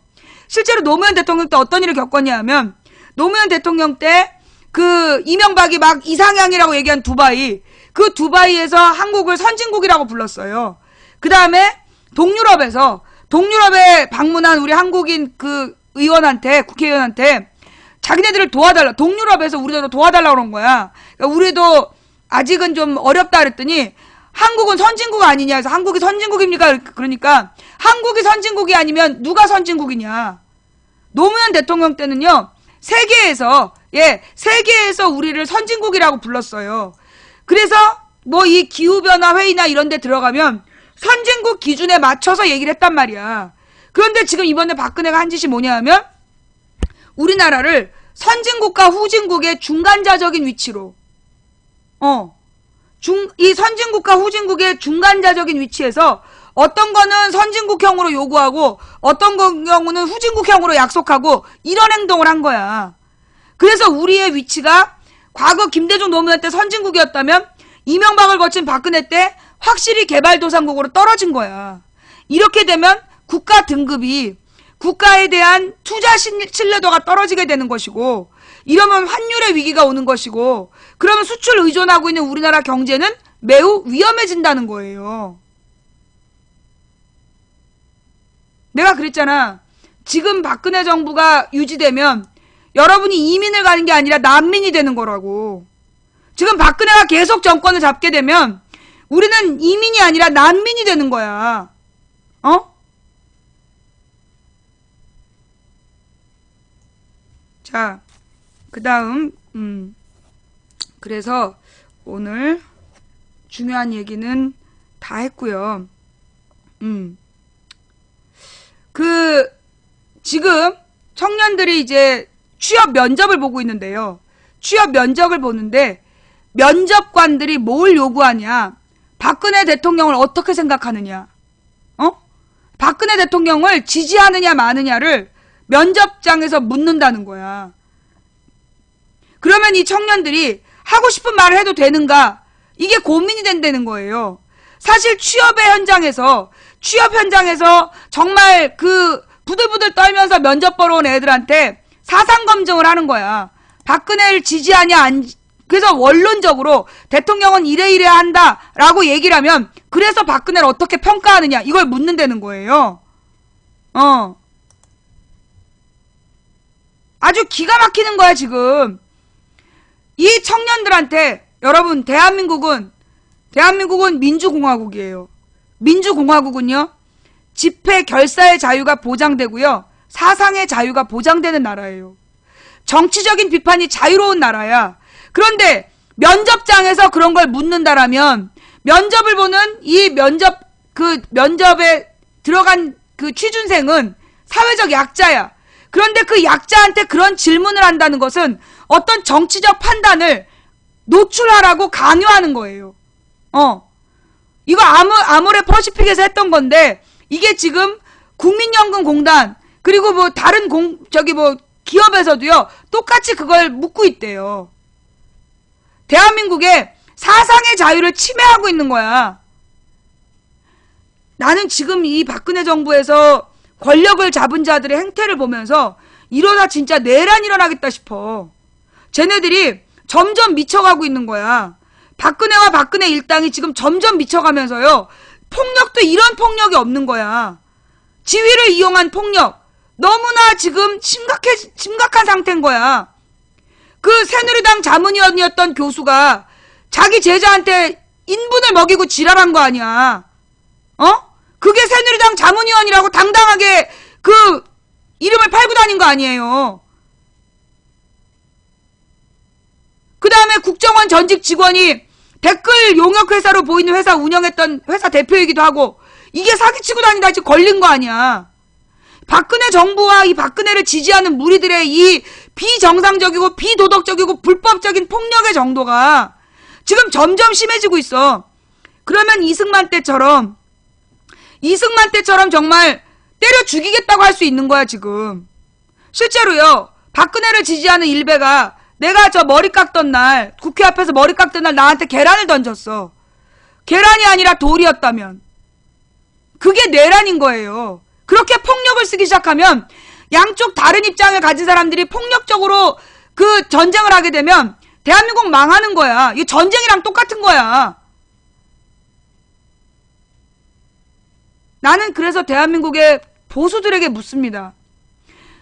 망치 부인한테 많은 사람이 당신은 진보입니까? 보수입니까? 라고 물어요. 나는요. 보수예요. 내 성향이 보수야. 그럼에도 불구하고 나는 진보가 공존하길 바라는 보수예요. 왜? 옛날에 이영희 교수가 그런 얘기를 했어. 새는 좌우의 날개로 난다. 날개 한쪽만 가지고는 날 수가 없다는 얘기야. 그럼 보수와 진보의 원래 뜻이 뭐냐? 보수는 사회를 안정화시키려는 집단이고 진보는 사회를 개혁하려는 집단이야. 그러면 이 보수하고 진보는 둘 다 필요한 거예요. 사회를 바꿔보겠다, 개혁하겠다는 사람들만 있으면 날마다 사회가 혼란스러워. 근데 사회를 안정적으로 유지하겠다라고 얘기하면 사회가 후퇴돼. 500년 전 그대로 살고 있는 거야. 그래서 보수와 진보는 공존해야 되는 거야. 그래서 개혁 세력이 끊임없이 개혁의 방향을 얘기하면 보수 세력이 그 의견을 반영해서 사회를 안정적으로 유지하면서 발전시켜 나아가는 거, 그게 보수와 진보의 공존이라는 거예요. 그런데 지금 박근혜 정부가 하고 있는 짓은 사회를 안정시키는 겁니까? 대한민국 보수들한테 물을게요. 지금 박근혜가 사회를 안정시키고 있어요? 사회를 안정적으로 발전시키고 있습니까? 박근혜와 그 일당들이 지금 사회를 안정적으로 발전시키고 있어요? 이제까지 박근혜를 지지하고 이명박을 지지했던 사람들이 뭐라고 얘기했냐면, 새누리당을 찍어야 내 재산이 보호된다, 내 재산을 지킬 수 있다, 이러면서 이명박 박근혜를 찍었다는 거야. 이것도 어디서 제보가 들어왔어? 자, 그런데 여러분, 노무현 때는요, 김대중 노무현 10년 동안은 상위 10%가 재산이 확 불어났어. 재산이 확 불어났는데 그 중에서 1%의 증가량보다 2%에서 10%까지의 중산층이 재산 증가 정도가 더 높았어요. 그런데 이명박 박근혜 8년 동안 어떻게 됐는지 알아? 2%에서 10%까지의 재산 증가율은 오히려 떨어지고 1%의 재산 증가만 확 늘어난 거야. 무슨 얘기냐? 1%가 나머지 10%의 것도 먹었단 얘기예요. 재산을 지키기 위해서 새누리당을 찍는다는 사람들 잘 생각해봐. 당신들 노무현 때 더 부자 됐어? 이명박 때 더 부자 됐어? 노무현 때 아파트 값이 더 비쌌어? 이명박 박근혜 때 아파트 값이 더 비쌌어? 누구 때 더 부자였는지 잘 생각해보라고. 지금 이명박 박근혜가 대통령이 되면 더 부자가 될 줄 알고 이명박 박근혜 찍었잖아. 근데 어떻게 됐어? 중산층이 완전히 몰락했잖아. 온 국민의 재산이 전부 다 떨어졌어. 다 추락했어. 누구만 늘어났어? 1%만. 물론 상위 10%도 증가는 조금 했어. 그런데 1%가 상위 10%가 늘어난 이유는 1%가 늘어나서 상위 10%가 덩달아 늘어난 걸로 나오는 거야. 수치상. 1%의 재벌이 아니라면, 그 다음에 어저께 시사자키를 듣는데 그런 얘기가 나오더만, 우리나라의 100대 기업 중에 창업한 기업이 카카오 딱 하나래. 우리나라의 이 매출 순위 100대 기업 100대 기업 중에 그 젊은 사람들이 창업을 해서 지금 사주가 창업주인 회사가 카카오 하나래. 나머지는 전부 다 재벌들이 문어발식으로 확장한 계열사이고 사돈의 팔촌까지 상속받고 증여받은 거야. 그래서 우리 사회가 발전이 더 이상 안 되는 거예요. 여기 세뇌당하는 방인가요? 막 세뇌당하는 것 같아요? 예. 막 세뇌가 당해지나 봐. 이거 세뇌가 아니라 이해가 되는 거야. 이 방은, 여기는 세뇌당하는 방인가요? 세뇌당하는 방인가요? 네가 지금 경험하고 있는 것은 세뇌가 아니라, 네가 막 너도 모르게 공감이 되잖아. 이거는 세뇌가 아니라 공감이 되고 있는 거야. 네가 이해력이 좀 나아지고 있는 거지. 내가 옛날에 우리 학생들 가르칠 때, 학원에서 이제 애들 가르칠 때였어요. 그때 이제 한참 수업을 하는데 어떤 애가 이제 꼴등반이었어. 제일 공부 못하는 반. 이 반은 모든 선생님이 포기한 반이야. 근데 그 반에서 어떤 애가 수업 시간에 이렇게 얘기하는 거야. 씨발 수업이 들려. 걔는 이제까지 한 번도 수업을 알아들은 적이 없대. 중3 때까지. 근데 내 수업을 들으면서 얘가 씨발 수업이 들려 이러는 거야. 그만큼 내가 잘 가르쳤다는 얘기지. 좌우지간 방금 여기 세뇌하는 방인가요? 여기 세뇌하는 방인가요? 네가 지금 내 말에 공감이 됐다는 얘기야. 그지? 네가 지금 내 말을 듣고 막 이해하기 시작한 거야. 그러니까 이게 세뇌가 되는 거냐 막 이렇게 생각한 거지. 세뇌는 뭐예요? 너에게 뭔가를 막 심어준다는 얘기잖아. 반복적으로 심어서 너의 의식을 바꾼다는 얘기잖아. 네가 이 방에서 세뇌라는 걸 느꼈다는 건 너의 의식이 변화되고 있다는 거잖아. 그지? 다음에는 정신 차리고 다른 이름으로 와. 자, 그래서 말입니다. 여러분, 저는 대한민국의 보수들에게 묻고 싶습니다. 대한민국의 교수님들, 그리고 지금 중소기업 사장들도 박근혜한테 완전히 등 돌리고 있대요. 왜냐하면 이명박 박근혜 때 중소기업의 생활이 점점 더 어려워진 거야. 일단 노무현 때까지 어땠냐면, 정말 웃기는 게 노무현 때까지 노동자도 민노당 지지하면서 노무현 반대, 영세 자영업자부터 중소기업까지 전부 새누리당 지지했어. 노무현 대통령 때. 근데 그래서 노무현을 비판하면서 자영업자들이 길거리에 나와서 시위하고 그랬단 말이야. 그런데 이명박 때 그 자영업자들이 다 죽었어. 그 다음에 그래도 중소기업 사장들은 박근혜를 찍었어요. 자기네 공장 직원들한테 협박하면서 찍으라고 그랬어요. 그런데 지금 그 사람들이 다 등 돌렸다는 거야. 왜? 박근혜가 지난 몇 년 동안 줄기차게 3년 동안 한 짓이 뭐야? 대기업이 중소기업 핏 빨아먹는 거를 보호해주는 법을 만들었잖아. 그래서 지금 중소기업 사장들도 그래요. 내가 아는 대구 사람 통화했는데 학생들은 교과서 때문에 나이 드신 분들은 해외 돌아다녀서 직장인은 노동법 때문에 아이들은 그냥 보기 싫어서 라는 박근혜를 싫어한다는 정보가 있어요. 라는 대구 사람의 정보. 자, 좌우지간. 그래서 지금 박근혜가 지난 3년 동안 한 짓이 뭐냐? 집권해서 지금까지 여러분 박근혜가요. 막 소리 지르면서 국무회의 했던 내용이 뭐야? 카더라 통신. 그래요. 카더라 통신이란 말을 한 여러분을 위해 준비된 내용이 있죠? 네. 김부겸이 작년에 대구시장으로 2번 달고 출마했어요? 몇 퍼센트 얻었어요? 40% 얻었어요. 뭐 경북에서는 민주당 달고 나오면 20%도 못 얻는다. 그렇게 떠들었지만 김부겸이 40% 얻었다. 이거 투표로서 인증된 사실입니다. 네. 또 하나 뭐예요? 그 영덕에서 박근혜의 뜻이니까 투표하지 말라는 온갖 협박장을 받고도 그 영덕 주민들이 64%가 투표하고 91.7%가 박근혜 의견에 반대표를 던졌어. 이건 카더라 통신이 아니라 객관적으로 나온 수치야. 또 부산에서 2012년에 세정 2번 후보를 찍은 민주당 후보를 찍은 사람들 숫자가 공이 40%가 넘었어. 이건 뭔데? 지금 경상도가 변하고 있다는 얘기야. 경상도가 좀 변하고 있다는 얘기야. 구미는 좀 이상해? 여러분 그거 믿지 마세요. 여러분들이 뭐 구미는 이상해요, 뭐 경북이 이상해요.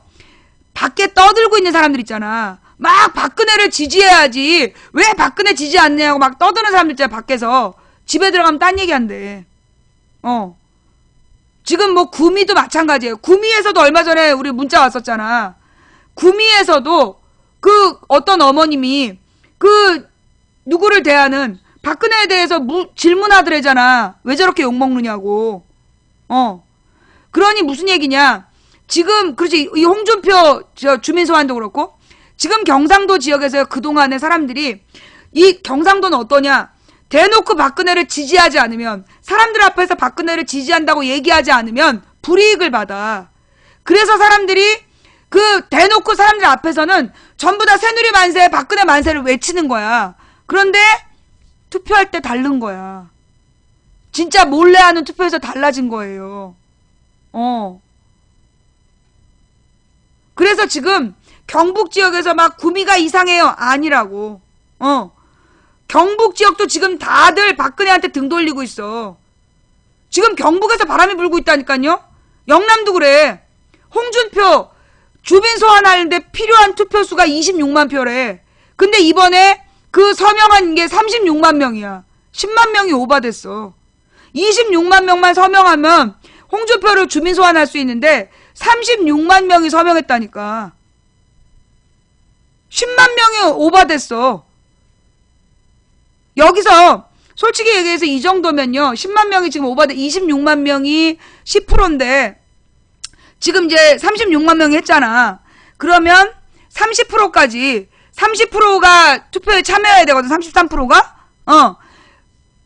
주민 소환 투표 가능한 상황이야, 이거.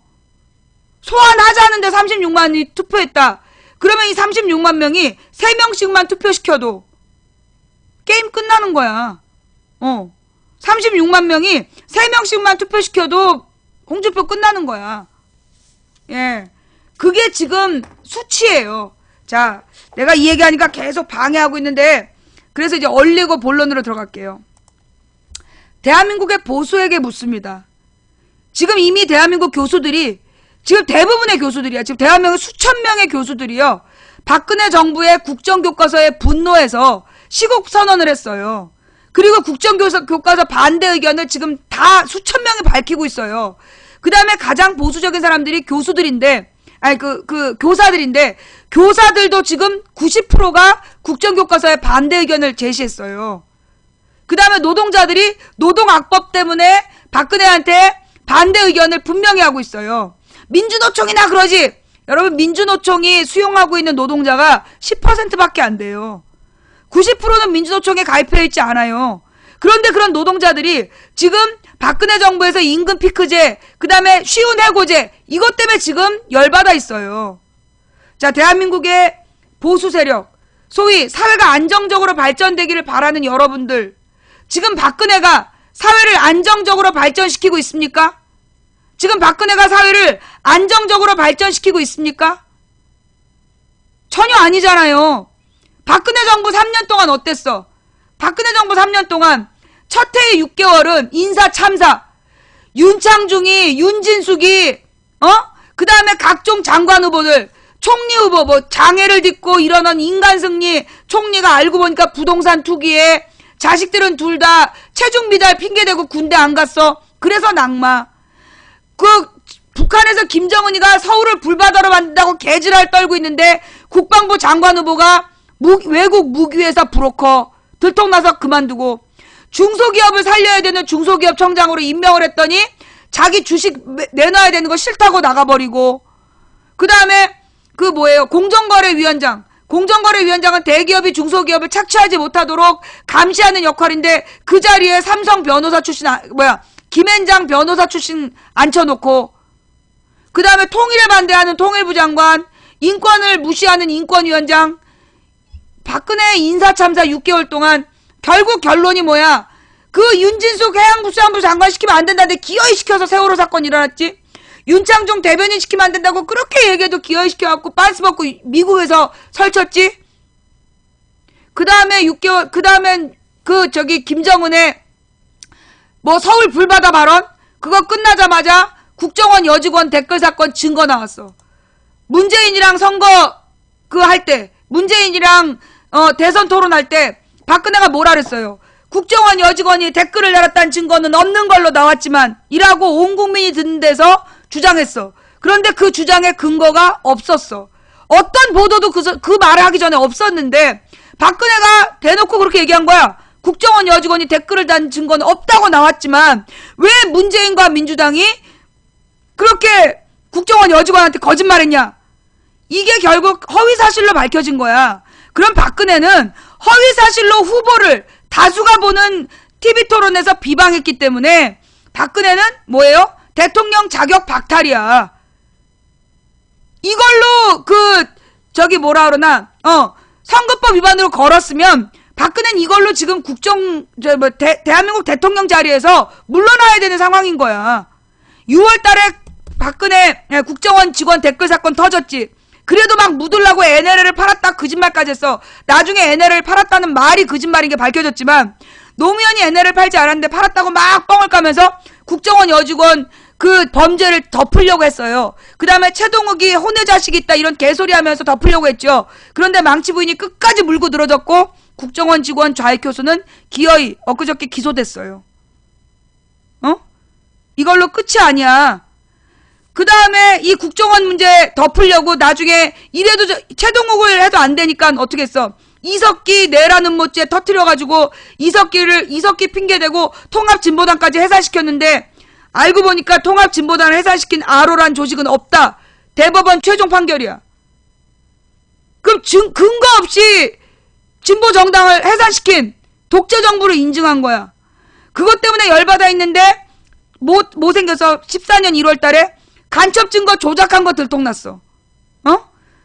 지금 21세기에 간첩 증거를 조작하다가 그것도 국제 외교 문서를, 외교적인 문제를 일으키면서 외국 문서 조작했다가 들통났어. 그리고 나서 경주 마우나 리조트 참사 100명이 죽거나 다쳤어. 그 전에 13년에는 해병대 캠프 그걸로 중고생이 수십 명이 죽거나 다쳤어. 그런데도 아무런 안전조치 안 하고 남탓만 하던 박근혜 세월호 터졌어. 세월호 터진 날 10시간 동안 박근혜 어디서 뭐 했냐고. 3시간 동안 배가 가라앉아서 애들이 죽어갈 때 어디서 뭐 했냐고. 그래놓고 그 3시간이 중요해요, 여러분. 박근혜가 그 3시간 동안 아침 7시 반에 배가 기울기 시작해서 10시 반에 완전히 뒤집어질 때까지 아무런 구조작업도 하지 않은 박근혜. 그런데 그 박근혜에 대해서 조사해야 되는데 조선일보에서 장난을 쳤어. 7시간에 대한 풍문. 그런데 박근혜가 10시 반부터 5시 반까지 7시간 동안 뭐 했냐. 정윤회를 만났다는 풍문이 돈다. 그러면서 조선일보가 뭔 짓거리 한 거냐면 실제로 우리가 박근혜한테 책임을 물을 수 있는 건요. 7시 반부터 10시 반이에요. 10시 반 이후는 박근혜가 손 쓸 수가 없어. 근데 7시 반부터 10시 반까지는 3시간은 박근혜가 구할 수 있는 시간이었어. 그런데 그때 정부에서 한 게 뭐야? 해경 한정 보내서 선장하고 승무원만 구조했어. 그게 우리 정부의 조치였어. 이 문제를 우리가 물고 늘어져야 되는 거야. 일부러 그거를 덮기 위해서 박근혜 7시간을 띄운 거예요. 박근혜 7시간을 띄워서 실제로 애들을 구할 수 있는 3시간 동안 아무런 조치도 하지 않았다는 문제를 덮어버린 거야. 그게 세월호 사건이야. 그래놓고 세월호 유가족들이 보상금을 받았다 이 기사 났어. 그 기사에서 여러분들이 봐야 될 중요한 건 뭐냐. 유족 3분의 1은 그 보상금을 받지 않았다는 거야. 원래 이 사고에 대한 보상금은 전원 지급돼야 돼요. 근데 유족 3분의 1이 보상금을 안 받았어. 이유가 뭔지 알아? 보상금을 받는 대신 진상규명 요구하지 말라는 각서를 써야 돼. 그래서 유족 3분의 1이 돈 8억이면 10억 가까운 돈이야. 8억 몇천만 원을 눈앞에서 보여주면서 야 진상조사 요구만 포기하는 각서 쓰면 이 돈 줄게. 그 돈을 거절한 게 3분의 1이야. 유족 3분의 1이 그 돈 안 받겠다. 진상규명해라. 그게 중요한 거예요. 맨 처음부터 사고 났을 때 모든 유족이 다 온 게 아니야. 맨 처음부터 3분의 1이 싸운 거야. 그들이 당연히 받아야 될 그 보상금도 포기하고 진상규명을 요구하고 있는 거야. 얼마나 더러운 새끼들이야. 돈 가지고 눈앞에서 돈을 보여주면서 너 각서 쓰면 진상규명 요구하지 않겠다는 각서 쓰면 돈 줄게. 여러분은 그럴 자신 있으세요? 돈 8억이 왔다 갔다 하는데 이게 왜 어렵냐 하면 그 유족 중에 합의한 사람들 중에 기가 막힌 사연이 많대. 원래 아이를 키우던 그 단원고가 편부모가 많았던 거야. 한쪽이 애를 키우고 한쪽은 이혼을 해갖고 따로 나가 살았던 사람들. 그런데 부모 중에 한쪽만 신청을 해도 보상이 이루어진 거야. 그러면 편부모였던 사람은 자기 자식이 진상규명을 원하는데 나머지 한쪽이 사인하고 받아가 버리면 끝난 거야. 그렇게 해서 60몇 프로가 받아간 거야. 그러면 나머지 30%는 아무도 그걸 받아가지 못하게 막은 게 30%인 거야. 그러니 얼마나 이 힘든 싸움이냐고. 돈 몇 억을 얼마나 더러운 친척들이 꼬여서 그 돈 뜯어먹으려고 지랄을 했겠어. 그 모든 유혹을 뿌리치고 각서 안 쓰고 진상규명 요구하겠다는 게 32%야. 그 부모들에게 우리는 박수를 보내야 되고 그리고 묵묵히 응원해야 되고 진상을 반드시 규명해줘야 되는 게 우리 국민의 의무예요. 왜? 유족을 위해서? 아니야. 그건 유족을 위해서가 아니야. 3시간에 걸쳐서 국민이 300명이 죽어갈 때 아무것도 하지 않은 정부의 잘못을 우리가 덮어주면 다음 희생자는 우리 자신이 되는 거예요. 우리가 유족이 되는 거야. 여러분, 군의문사 진상규명위원회에서 부모들이 모여서 그 집회를 하는데 자리가 듬성듬성 비었더래잖아. 그 빈자리가 누구 자리야? 그 다음에 저 자리에 누가 앉을지 모르는 자리인 거야.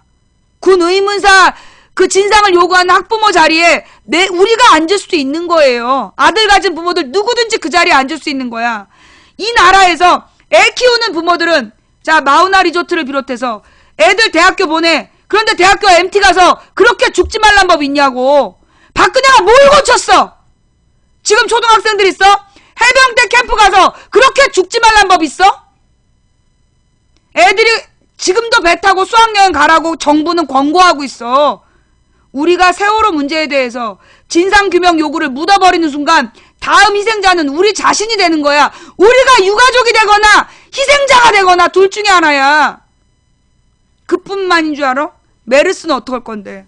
아니 메르스 전에 세월호를 덮으려고 개지랄을 떨면서 성완종 리스트를 깠어. 그 왜 이명박 4대강 비리에 대해서 자원외교 비리에 대해서 처벌하지 않느냐고 국민들이 막 분노가 된 거야. 그러니까 성완종을 수사한 거야. 친이계 핵심, 자원외교의 핵심 이러면서 성완종이라는 사람을 막 수사하니까 성완종이 기자회견을 했어. 내가 왜 친이냐? 나 친박이다. 그러면서 기자회견을 했는데 어떤 방송사에서도 보도를 안 했어. 그러니까 얘가 열받아가지고 이 사람이 경향신문 기자한테 인터뷰를 하고 그리고 주머니에 자기가 돈 준 8명의 명단을 주머니에 메모를 적어놓고 목 매달고 죽어버렸어. 자살을 했어. 자살을 해서 진실을 밝히려고 한 거야. 그래서 성완종 리스트를 보니까 그 8명의 명단이 누구야? 홍준표, 이완구 빼놓고 나머지 6명은 박근혜 최측근, 박근혜 핵심 멤버야. 그 6명은 수사 받았어, 안 받았어? 안 받았어. 몇 억씩 주고받았다는데 안 받았어. 김기춘이, 그 다음에 뭐, 2대 비서실장, 뭐, 이병환이? 이병 누구? 그 박근혜 측근 6명은요, 수사도 안 하고 넘어갔어요. 그런데 그 수사도 안 하고 넘어가는 그 성완종 리스트 덮으려고 메르스 치사율 40%라고 지랄 연병을 하면서 채널A, TV조선, YTN, 뉴스Y, KBS, MBC까지 메르스 특집으로 지랄 연병이 났잖아. 이병기, 서병수, 이병기, 김기춘, 또 누구였어? 서병수, 이병기, 김기춘 3명, 나머지 3명. 홍준표는 빼고 허태열, 홍문종, 허태열 또 한 명이 누구야? 유정복. 지금 지자체 앉아있는 애들 부산, 인천 앉아있고 그리고 박근혜 비서 출신 걔네들이잖아. 수사도 안 했어. 그냥 넘어갔다고. 그래놓고 메르스 종편에서 치사율 40%라고 그날 보셨죠 여러분? 그 메르스 사태 발생 첫날 시뻘건 자막으로 속보 메르스 치사율 40% 그랬지. 빨간색이었지. 빨간색으로 메르스 치사율 40%라고 24시간 동안 3일 동안 방송했어. 월화수. 내 잘못 알았어요? 분명히 보셨죠? 우리 대한민국 케이블 채널들 그리고 공중파 방송들이 3일 동안 월화수 3일 동안 치사율 40% 메르스 공포 지랄했잖아. 내가 3일 동안 메르스는 바이러스고 이거는 건강한 사람들은 안 걸리는 병이니 충분히 그 보건위생에 신경 쓰면 건강한 사람들은 막을 수 있다. 대신 비타민을 많이 먹고 식사를 충분히 하고 잘 쉬면 된다.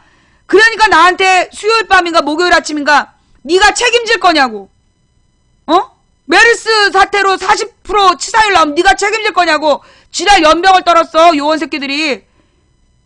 그래서 내가 그랬지. 그래 책임질게. 결국은 188명에서 끝났죠. 그런데 이 188명의 환자는 왜 발생했어? 정부에서 맨 처음에 6일 동안 그 메르스 환자를 방치했잖아. 방치하면 메르스 환자 발생한다는 거 알면서 방치했잖아. 메르스 환자 아니라고. 그래서 188명의 환자, 그 중에 지금 38명이 죽었어. 남은 생존자들도요, 폐섬유종에 걸려서 평생 후유증을 앓고 살아야 돼. 누구 때문이야? 정부 때문이야. 정부가 책임졌어? 단 한 명도 책임 안 졌어. 세월호 문제로도 아무도 책임 안 졌고, 정부기관 누구도 책임 안 졌고, 메르스도 정부가 잘못해놓고 아무도 책임 안 졌어. 그래놓고 전쟁 위기설. 전쟁 난다. 전쟁 나면 3일 동안에 230만 명이 죽는다. 이 씨발놈 새끼들. 공개방송에서 3일 동안 떠들었잖아. 아니야. 그때 금, 토, 일, 월 4일인가 3일 동안 전쟁 위기라고, 일주일 가까이였죠. 전쟁 위기라고, 곧 전쟁 난다, 전면전도 불사한다, 자막으로. 씨발놈 새끼들. 국민을 졸로 본 거지.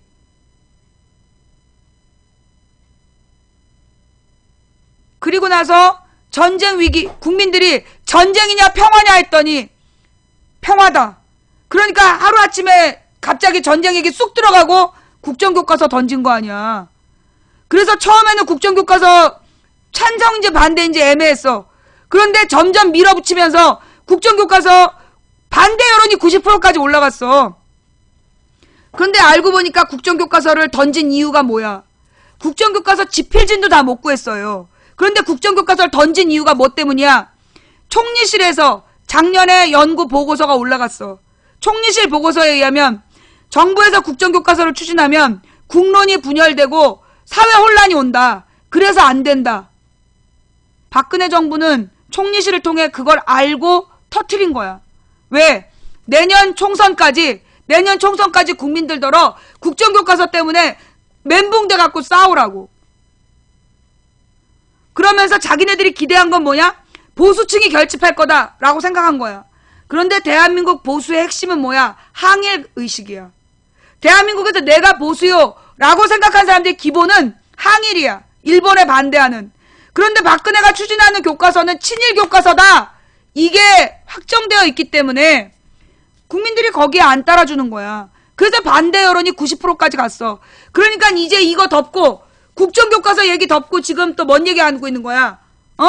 노동법을 왜 개정하지 않느냐? 노동법을 빨리 통과시켜주지 않느냐? 왜 민생법안을 국회에서 통과시켜주지 않냐고 개지랄 떨었어. 그런데 알고 보니까 그 법안이 뭐냐? 지금 관광진흥법. 박근혜표 관광진흥법이 뭔 줄 알아요? 외국인이 우리나라에서 메르스에 걸리면 1억 원을 보상한다. 그게 관광진흥법이야. 그럼 내국인은 어떡할 건데? 우리나라 사람들은 어떡할 건데? 그거 지금 통과시킨 거야, 이종걸이랑 새누리당이랑 그거 통과시킨 거야. 그 다음에 지금 이종걸한테 협박해가지고 테러방지법도 통과시켜달라고 지랄하고 있는 거야. 근데 이 이종걸이가 노동학법 5가지는 못해주겠다. 지금 버티고 있는 거 아니야. 자, 이 노동학법 지금 박근혜와 새누리당은 민생법안이라고 그렇게 떠들었어. 근데 법안 내용이 뭐야? 정규직을 비정규직으로 자를 수 있는 쉬운 해고법이야. 그게 왜 쉬운 해고법이냐 하면 이거 중요한 얘기예요. 원래 우리나라에서는요, 정규직을 함부로 해고할 수 없어요. 회사가 망한다라는, 회사가 뭐 경영권을 전부 다 뺏기고 회사가 부도가 났다, 또는 회사가 완전 망했다, 그러기 전에는 정리해고를 할 수가 없었어. 해고를 할 수가 없는 나라야. 그런데 지금 새누리당이, 박근혜가 추진하는 법이 뭐냐면 해고의 조건을 명시한 법이야. 원래 해고가 안 되는데 해고할 수 있는 법을 만들어주는 거야. 그게 쉬운 해고법이에요. 그 다음에 임금 피크제. 이게 임금 피크제가 처음 나온 게 노무현 때야. 왜? 노무현 때는요, 그 대기업 노동자들이 7천만 원 연봉을 받았어.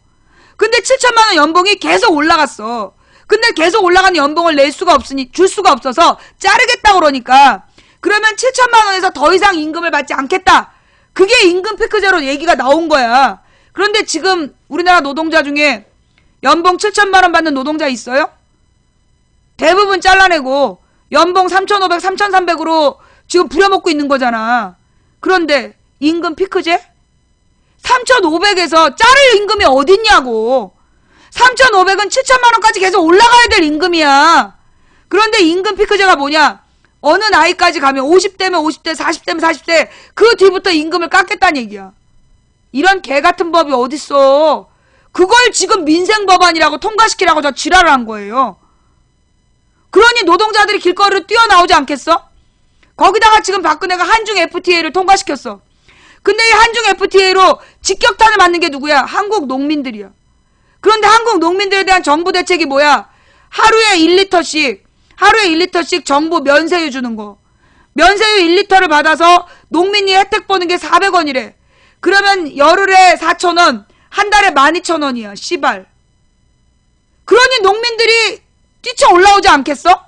그런데 뛰쳐 올라온 농민들한테 어떻게 했어? 물대포 살인 직사해가지고 뇌사 상태 빠뜨린 정부가 박근혜 정부야. 그래놓고 모든 집회를 불허해? 이런 개잡종들을 만나. 누구 맘대로 모든 집회를 금지해. 대한민국 헌법에서 평화 시위는 금지할 수 없다는 게 헌법이야. 대한민국 집시법에서 평화 시위는 금지할 수 없다는 게 집시법이야. 14일날 폭력을 썼잖아. 폭력을 쓴 거 100명도 안 돼. 그런데 왜 경찰이 안 잡았냐고. 여러분, 그 많은 폭력 동영상에서 경찰이 걔네 잡는 거 봤어요? 경찰들 다 어딨냐고. 2만 명의 경찰이 와서 어디 있었어? 폭력 쓰는 100명 잡아 넣었으면 될 거 아니야. 모든 시위는 그래요. 폭력을 사용하면 잡아가는 거야. 걔네들만 잡으면 되는 거야. 어느 나라나 민주국가는 그렇게 해. 그런데 우리나라 경찰 2만 명 어디서 뭐하느라고 100명을 안 잡고 13만 평화시위대를 폭력시위대라고 집회를 금지한다는 개소리라고 앉아있어. 닭소리라고 앉아있어. 씨발.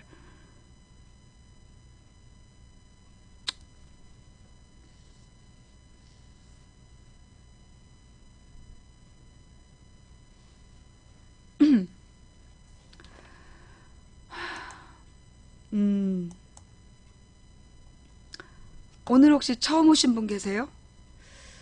처음 오신 분들 조금 아까 막 소리 지르는 모습 보고 놀라셨다면 대단히 죄송합니다. 이거 다 컨셉이에요. 내가 원래 그런 사람은 아니야. 문재인 오후 4시 긴급 기자회견 안철수의 혁신 전대 요구 거부.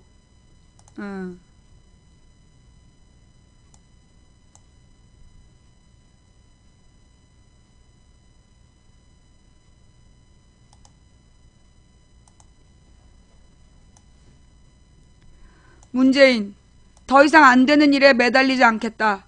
좌고우면 않고 총선 준비, 당을 흔드는 일 넘기지 않겠다.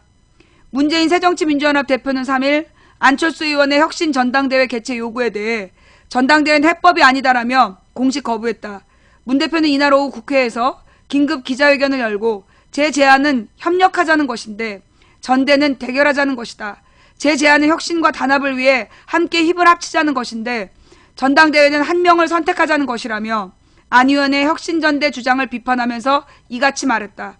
그는 이어 물리적으로도 시간이 부족하다. 총선을 코앞에 두고 당권 경쟁으로 나를 셀 수는 없다며 제안 취지와 달리 총선을 앞둔 사생결단, 분열의 전대가 될 수밖에 없다. 그러다간 공멸이다 라고 강조했다. 그는 안 의원에게 자신에게 대표직 사퇴 후 혁신전대에 출마하라고 요구한 데 대해서도 제게 당대표직을 사퇴한 후 다시 전대에 나서라는 것도 상식적이지 않다며 책임있는 정치인으로서 대표직에서 물러난다면 깨끗이 그만두고 뒤를 남기지 말아야 할 것이라고 일축했다. 그는 그러면서 결론적으로 전대는 당 외부 세력과 통합하기 위해 통합전대의 경우에만 의미가 있다는 것이 제 생각이라며 안 의원의 요구를 수용할 생각이 없음을 거듭 분명히 했다. 그는 안 의원이 자신의 문안박 연대 제안을 거부한 데 대해서도 그동안 당 안팎에서 안철수 전 대표, 박원순 시장과 함께 손잡고 혁신하고 단합해서 강한 야당을 만들라는 요구가 많았다며 상식적인 요구라고 생각하며 저도 공감한다. 누구나 당연하게 생각하는 상식적인 일이 왜 안 되는지 잘 모르겠다고 비판했다. 그는 그러면서 이제 더 이상 안 되는 일에 매달려 시간을 보낼 수는 없다며 결별도 불사하겠다는 의지를 분명히 한 뒤 더 이상 좌고우면하지 않고 총선을 준비해 나가겠다. 빠른 시일 내 총선 기획단, 총선 정책 공약 준비단, 호남특위, 인재영입위, 선대위 등을 순차적으로 구성해 총선 체제에 돌입할 것이라고 선언했다. 그는 이어 좋은 게 좋다는 식으로 과거에 머물러서는 당을 바꿀 수 없고 이길 수 없다며 혁신이가 만든 혁신안, 안 전 대표가 제안한 혁신, 또한 우리 당에 필요한 더 근본적인 혁신들을 제 책임으로 나가겠다며 강도 높은 공천 혁신을 약속했다. 그는 일부 비주류를 겨냥해서도 당을 흔들고 해치는 일들도 그냥 넘어가지 않겠다며 당의 화합을 위해 용인해야 될 경계를 분명히 하고 그 경계를 넘는 일에 대해서는 정면 대응하여 당의 기강을 세우겠다고 경고했다. 문 대표의 이날 기자회견은 안철수 의원 등 비주류와의 결별도 불사하며 혁신 공천을 강행해 당면한 위기를 정면 돌파하겠다는 의지를 분명히 한 것이어서 새정치연합의 위기는 중대 분수령을 맞이한 양상이다.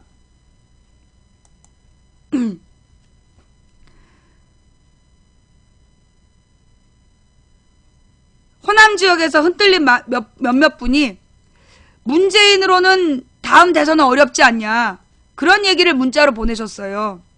문재인이 대통령 선거에서 이길 수가 없으니 안희정으로 갈아타야 된다라는 얘기를 하신 분도 계셨고요. 지금 문재인이 당대표입니까? 대선 후보입니까? 지금 문재인은 당대표예요. 제가 뭐라 그랬어요? 문재인이 당대표 나온 순간 대선 후보는 물 건너간 거다. 제가 분명히 얘기했잖아요. 문재인을 더 이상 대통령 후보라고 보지 마세요. 문재인은 더 이상 대통령 후보가 될 수 없어요. 당대표 나온 순간 내가 볼 때 문재인은 그거 포기했다고 봐. 내가 분명히 얘기했거든. 문재인 선수가 당대표로 나오는 순간 문재인 선수는 대통령직에서 멀어진다. 알고 나온 거야. 문재인의 문제는 내가 뭐라 그랬어요? 욕심이 없다는 거야. 야망이 없어. 대통령이 꼭 되겠다는 욕심이 있었다라면 어쩌면 문재인은 나의 제안을 받아들였을 거야. 대통령 후보가 목적이었다면 문재인은 자기가 당대표가 되는 것보다 대통령 후보라는 이미지를 지키기 위해서 다른 사람에게 양보했을 수 있다고 생각해. 그런데 문재인이 나왔다는 얘기는 뭐야? 대선 후보를 포기하고 내년 총선을 이기겠다는 결심으로 나왔을 거라고 나는 생각해. 난 그래야 된다고 생각해. 그럴 거라고 생각해. 나는 문재인에게도 그렇게 요구할 거야. 지금 문재인을 대선 후보로 밀고 있는 사람들, 당신들의 욕심을 버려야 돼. 문재인이 대통령 후보가 돼야 된다. 그 욕심 때문에 문재인으로 안 된다고 안철수가 계속 흔드는 거예요. 문재인을 대통령 후보로 만들고 싶은 사람들이 계속 문재인의 당대표직을 대선 후보의 전초기지로 보기 때문에 그래서 안철수가 흔드는 거야. 뭔 말인지 알아요? 그래서 문재인을 대선 후보로 밀고 싶었다면 문재인을 당대표 만들면 안 되는 거였어요. 그런데 여러분은 당대표를 만들었어요. 그건 문재인을 당대표에서 제거하는 거예요. 아니, 대통령 후보에서. 이미 문재인은 너무나 많은 상처를 입었기 때문에 문재인으로 대선을 치를 수가 없어. 당신들의 욕망이, 욕심이 이를 이렇게 만든 거야. 그러면 이제 문재인은 영원히 아웃인가요? 문재인이 다시 대통령 후보가 될 수 있는 길은 단 하나야. 뭔데? 내년 총선 승리하는 길이야. 내년 총선을 승리한다면 어쩌면 국민들이 한 번은 더 고민해 볼 수도 있겠죠. 그러나 지금 상황에서는 어렵습니다. 그러면 문재인이 총선에 이기는 방법이 뭘까요? 제가 어제 문재인 대표에게 요구한 건 뭐였죠? 야권 통합이었어요. 그런데 지금 문재인 대표는 본인이 당대표로서 총선을 준비하겠다, 이것만 발표했어요. 이건 되게 약하다고 봐요. 저는 이 절반이라고 생각해요. 어떤 분들이 그래요. 왜 망치 부인이 야당을 더 이상 비판하지 않느냐? 여러분, 언제나 이쯤이 되면 언론은 지금부터 6개월 동안, 지금부터 총선 때까지 제일 야당만 까요. 새누리당과 정부가 잘못해도 무조건 야당을 까요. 그러면 야당의 이종걸은 잘했나요? 문재인은 완벽한가요? 아니라고 생각해요. 저는 이종걸한테 분노했고 문재인은 부족하다고 생각한 사람이에요. 그러나 지금 당대표는 문재인이어야 된다고 생각합니다. 지금 문재인이 아닌 다른 대안이 없어요.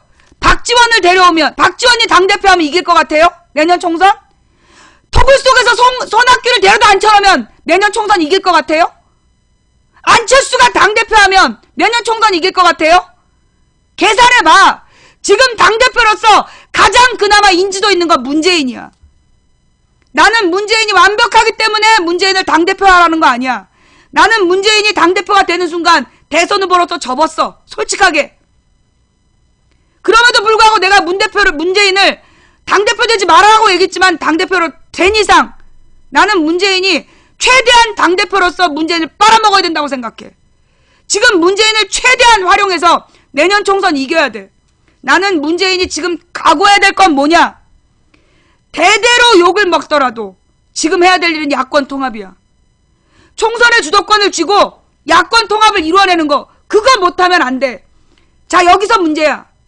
문재인이 총선 준비에 박차를 가하겠다. 이 발표는 제가 동의해요. 그런데 왜 야권 통합의 목적을 분명히 하지 않았는가? 여기에 한 가지 걱정이 있어. 뭐냐? 내가 노무현 대통령 시절에 2004년부터 7년까지 여의도에 있었어. 그래서 소위 노무현의 사람들이란 사람들이 어떻게 말하고 어떻게 행동하는지를 4년 동안 지켜봤어. 상당히 많이 쓰레기들이야. 노무현 팔아서 국회의원 배지를 달았던 인간들 중에 상당수가 쓰레기였어. 그래서 2008년 총선이 박살난 거야. 노무현 대통령 사람들 중에 정말로 쓸만했던 사람은 문재인, 안희정, 문성근 셋밖에 없었어.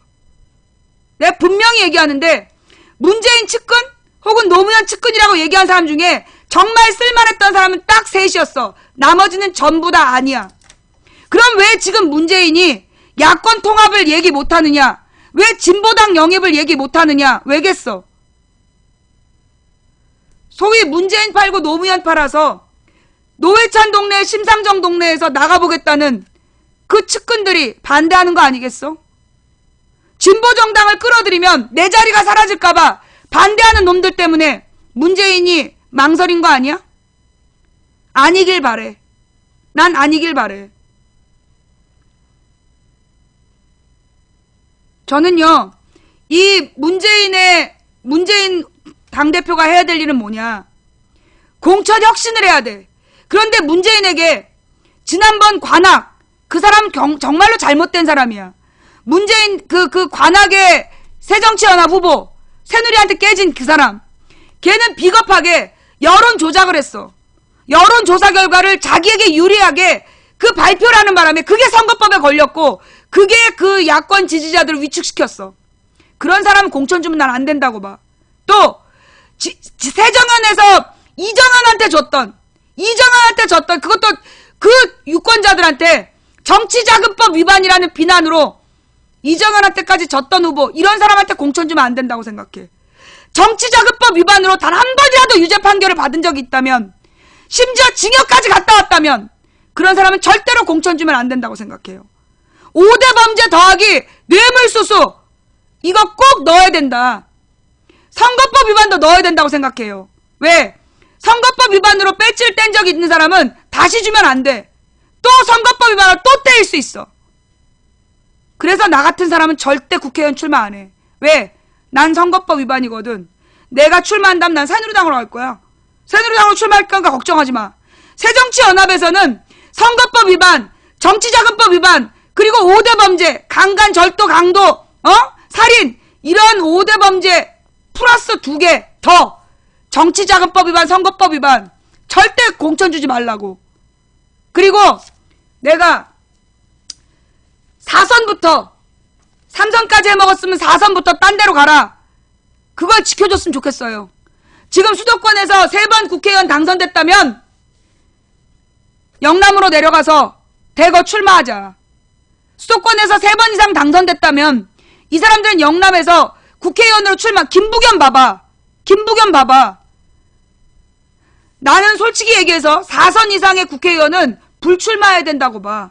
출마하지 말아야 된다고 생각해.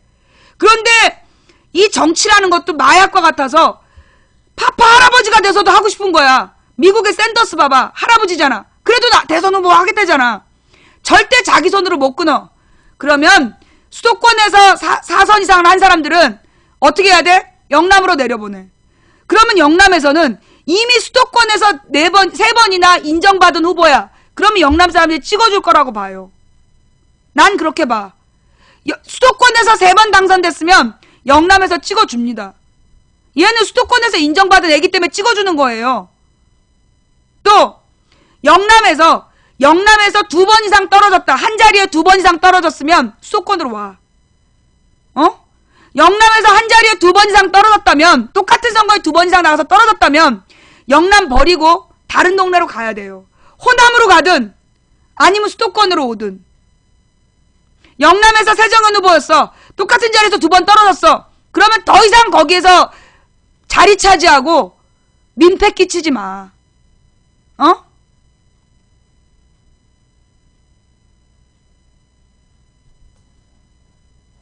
잠깐만요.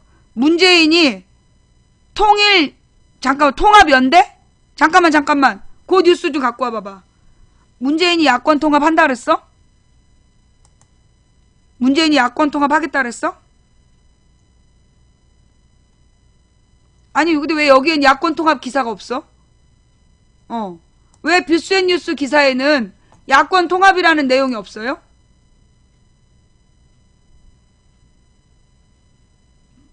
기사를 쓰고 있는 중이야? 전문.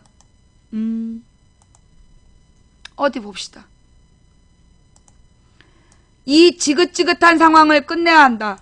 당을 흔들고 해치는 일 그냥 넘어가지 않겠다. 문재인 새정치민주연합 대표가 3일 안철수 의원의 혁신 전당대회 제안을 거부하며 총선 준비 돌입을 선언했다. 이제 이 지긋지긋한 상황을 끝내야 합니다. 국민들은 우리 당의 상황에 진저리를 내고 있습니다. 박근혜 정권의 심각한 민주주의 퇴행과 민생 파탄을 막기 위해 총선 승리에 총력을 기울여야 할 시기에 당내 분열만 계속하는 것은 국민과 역사에 죄를 짓는 것입니다. 전당대회는 해법이 안 됩니다. 제 제안은 협력하자는 것인데 전대는 대결하자는 것입니다. 제 제안은 혁신과 단합을 위해 함께 힘을 합치자는 것인데 전대는 한 명을 선택하자는 것입니다. 물리적으로도 시간이 부족합니다. 총선을 코앞에 두고 당권 경쟁으로 나를 셀 수는 없습니다. 제안 취지와 달리 총선 앞둔 사생결단 분열의 전대가 될 수밖에 없습니다. 그러다간 공멸입니다.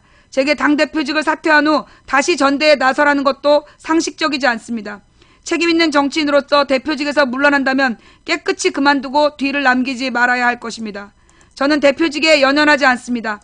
옳은 일이고 국민과 당원이 원하는 길이면 두려움 없이 저를 던질 각오가 돼 있습니다.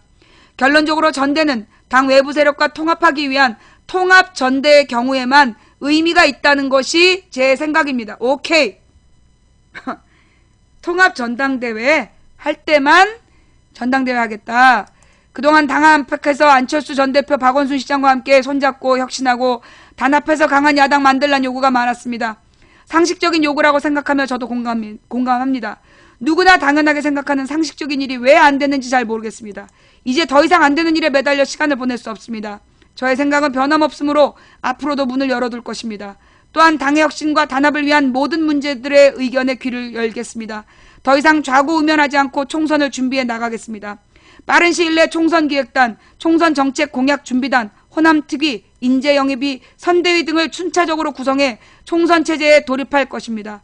또한 총선 전에 당내 단합과 야권 통합을 통해 여야 1대1 구도를 만드는 데도 총력을 기울이겠습니다. 그동안 시간 허비가 있었던 만큼 발빠른 행보가 필요하다고 생각합니다. 우리 당의 모든 구성원들, 특히 의원님들과 최고위원회에 협조를 요청합니다. 혁신은 우리 모두 기득권을 내려놓고 당을 변화시키는 것입니다. 유연하고 포용적인 진보, 유능한 진보의 길로 국민에게 희망을 주고 신뢰받는 정당이 되는 것입니다. 공천혁신과 인적혁신, 정책 역량, 유능한 경제정당, 든든한 안보정당, 실력 있는 정당이 우리가 가야 할 길이라고 믿습니다. 단합도 거기에 안주하는 단합이 아니라 혁신을 위한 단합, 혁신 위의 단합이어야 합니다. 제게 주어진 책무가 바로 그것입니다.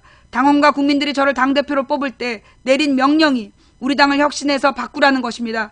그 명령을 다시금 마음에 새기겠습니다. 혁신은 두렵습니다. 우리 모두에게 알게 모르게 혁신을 피하고 싶은 마음들이 있다고 생각합니다. 그러나 혁신을 회피해서는 안 됩니다. 혁신과 정면 대결해야 합니다. 좋은 게 좋다는 식으로 과거에 머물러서는 당을 바꿀 수 없고 이길 수 없습니다. 혁신이가 만든 혁신안, 안 전 대표가 제안한 혁신, 또한 우리 당에 필요한 더 근본적인 혁신들을 제 책임으로 해나가겠습니다. 당을 흔들고 해치는 일들도 그냥 넘기지 않겠습니다. 당의 화합을 위해 용인해야 될 경계를 분명히 하고 그 경계를 넘는 일에 대해서는 정면 대응하여 당의 기강을 세우겠습니다. 힘들고 벅찬 일입니다. 그러나 오직 당원과 국민만 보고 나아가겠습니다. 꺾일 때 꺾이더라도 해야 할 일, 가야 할 길을 가겠습니다. 당원 동지 여러분, 국민 여러분, 혁신에 힘을 주십시오.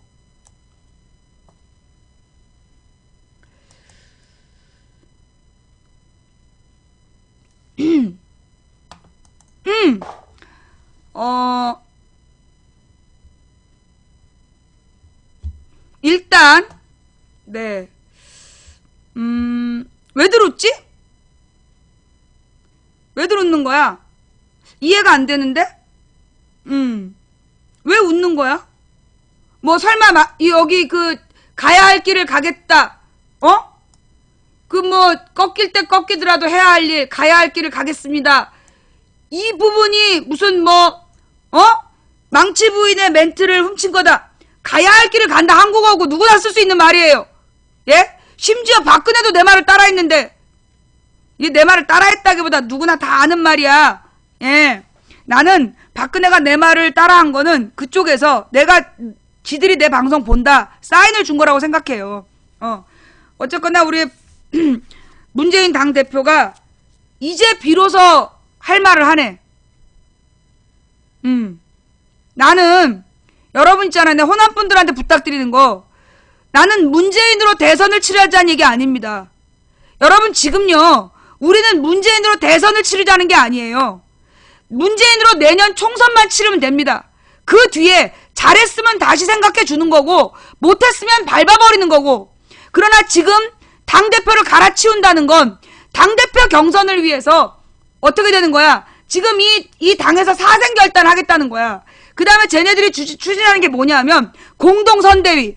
그거 아주 나쁜 거예요. 지금 소위 당 비주류가 얘기하는 공동선대위가 뭐냐? 이게 계파별로 나눠 먹자는 거야. 지금 하던 놈들 그대로 나눠 먹자. 그게 공동선대위야. 그거 하면 안 돼. 지금 당 비주류에서 주장하는 공동선대위라는 게 계파별로 나눠 먹자는 거야. 그래선 절대로 안 돼. 그래서 새로운 공천위원회를 만들어야 돼. 공천혁신위원회에서 아까 내가 얘기한 대로 3번까지 당선됐어, 수도권에서. 그러면 영남으로 내려보내고, 영남에서 2번 이상 떨어졌으면 지역을 옮기라고 하고, 그리고 65세 이상은 불출마하라고 하고. 이게 중요해요. 나이가 많은 사람들은 스스로 불출마해야 돼. 그래야 야당이 젊은 야당이 되는 거야. 솔직히 나는 60세 이상은 불출마하라고 하고 싶어. 지금 다른 나라는 40대가 대통령하고 50대도 이미 늙은 나이야. 오바마가 지금 2번 당선됐는데 50대라고. 근데 우리나라의 국회의원들은 죄 60대 70대. 그래도 야당이, 여당보다 야당이 더 늙었어. 그래서 어떻게 젊은 정당이 되겠어. 나는 이 새정치연합에서 청년의 기준을 45세로 한다. 연병. 45세면 옛날 같으면 손주 볼 나이에요. 내가 지금 47인데 손주 봤어. 45세가 무슨 청년의 기준이야. 청년 후보는 36세 미만으로 뽑아야 된다. 나는 이렇게 봅니다. 36세 미만으로 뽑아서, 최소 40세 미만으로 뽑아서 20, 30대 취업 문제 해결해야 될 거 아니야. 적어도 30대 미만이, 그러니까 39세 미만이 새정치연합에 10명은 있어야 돼. 그래야 얘네가 지금 젊은 취준생 문제를 해결할 거 아니야. 최소 10명. 그리고 나는 65세 미만이라고 잘랐지만 60세 이상의 의원은 난 5명 넘으면 안 된다고 봐. 60세가 넘은 의원은 5명이 넘으면 안 된다고 봐요. 주력을 40, 50대로 하고 60세부터 65세까지는 5명으로 끊어. 난 그래야 된다고 봐. 그래야 당이 젊어져요. 지금 너무나 나이 많은 사람들이 자기들의 경험을 팔아. 그런데 이 경험이 뭐야? 재선하기 위한 경험이야. 너무나 모나지 않게 바짝 엎드려갖고 다음에도 또 당선되는 그런 걸 생각하기 때문에 지금 야당의 4선 5선이 있으면서 당이 저 모양 저 꼴인 거야. 저는요, 65세 이상은 불출마 선언, 또 3선 이상은 영남 출마 선언, 그리고 2번 이상 같은 자리에서 떨어졌으면 출마 금지, 공천 배제, 또 7가지 범죄에 대해서 공천 배제 요구합니다. 이게 반드시 지켜져야, 그래야 국민들이 야당에게 표를 줄 수 있어요. 그리고 야권 통합.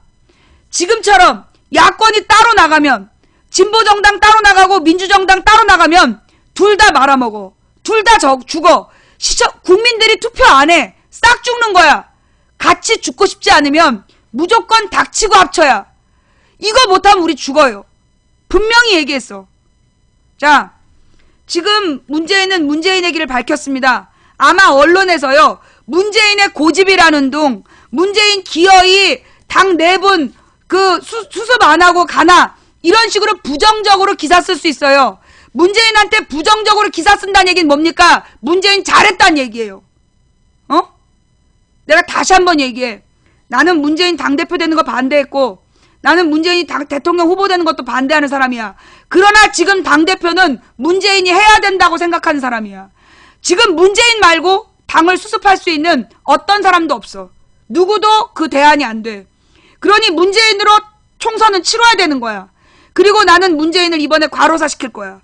최대한 뽑아먹어서 더 이상 문재인이란 사람이 생존 불가능할 만큼 뽑아먹을 거야. 여러분들 그런 자세를 가져야 돼요. 우리는 문재인을 최대한 활용해서 내년 총선에서 독재 부활을 막아내야 돼요. 내년 총선에서 우리가 150석 확보하지 못하면, 그러면 박근혜는 유신헌법 만들 거예요. 제2유신을 만들 거야. 지금 집회금지법 저거 계엄령이에요. 집회금지법 저거 긴급조치예요. 긴급조치는 위헌적인 조치였어요. 어디서 집회를 금지한다는 얘기가 나와. 여러분, 인간은 완벽하지 않습니다.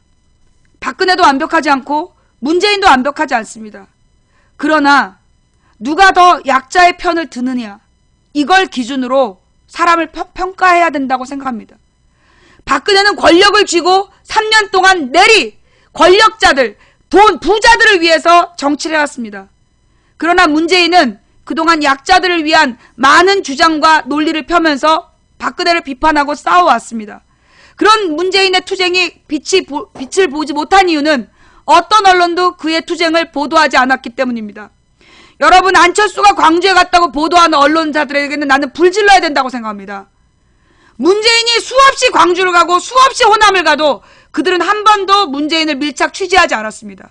그러나 안철수가 광주에 갔을 때 대대적으로 홍보하면서 안철수를 팔아서 이 제1야당을 분열시키려는 언론의 공작, 여러분은 분명히 목격하셨습니다. 잊지 맙시다. 지금 우리는 어느 때보다도 언론 환경이 너무나 엄혹합니다. 옛날에는요, 적어도 MBC는 우리 편이었어요. 그런데 지금 MBC도 KBS도 심지어 날마다 거짓말하는 채널A, TV조선, 그리고 MBN, YTN 모두가 박근혜와 저 재벌의 이익을 위해 복무하고 있습니다. 어느 때보다도 어려운 상황이에요. 조선총독부 같은 언론들이 지금 새정치연합과 야당을, 이 진보정당을 찍어 누르고 독재 정당을 당선시키기 위해 최선을 다하고 있습니다.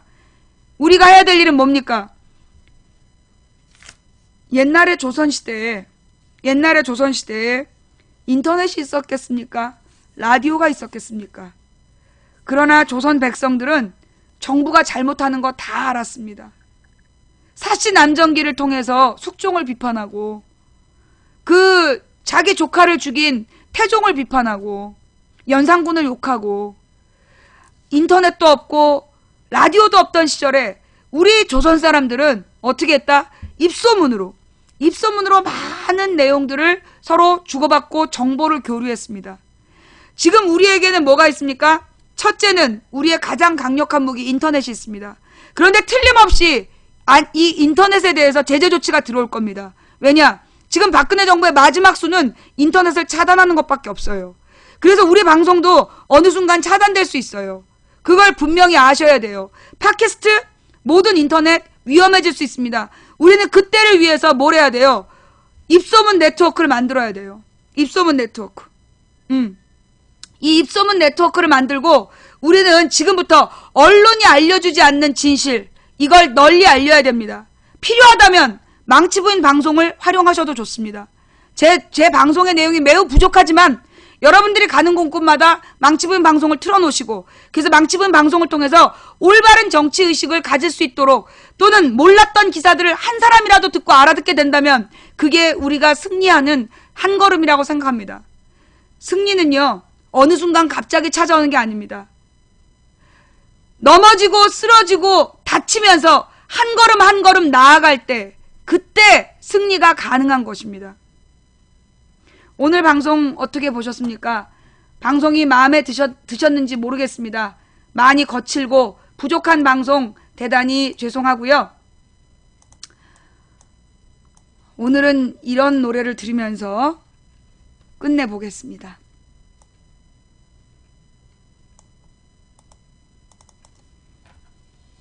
노래를 찾는 사람들이 불렀어요. 함께 가자 우리 이 길을. 우리 주변에 민주주의를 사랑하는 많은 사람들이 있습니다. 그런데 민주주의를 사랑하지만 각자 관심 있는 분야가 다릅니다. 저도 그런 사람들이랑 많이 싸웠습니다. 오늘부터 우리 싸움을 중단합시다.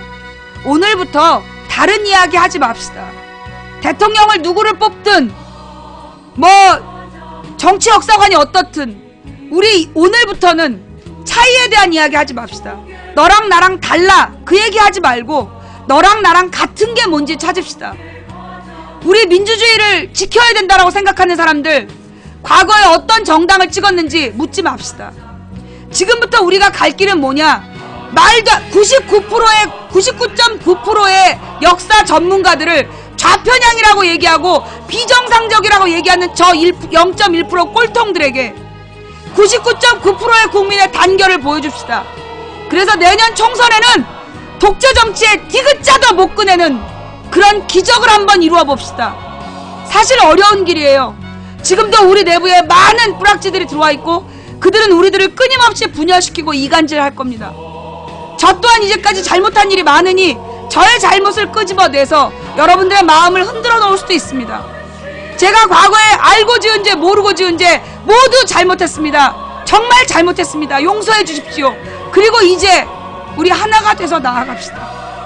우리가 우리 자식들에게 저 과거의 독재 정권을 되돌려주는 그런 어리석은 부모들이 되지는 맙시다. 우리의 선배들이 목숨을 걸고 지켰던 대한민국입니다. 우리의 선배들이 온몸을 불사르면서 지킨 민주주의입니다. 다시 역사를 되돌리는 일은 없어야 됩니다. 함께 갑시다.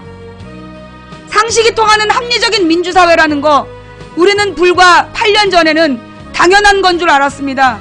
그런데 지난 이명박 박근혜 8년 동안 우리는 그것이 민주주의가 상식이 아니라는 걸, 상식이 통하는 합리적인 민주주의라는 게 그게 그토록 어려운 것이라는 걸 뼈저리게 느껴야 됐습니다. 이제 우리 뼈에 새긴 민주주의를 지키는 것이 얼마나 어려운지 기억합시다.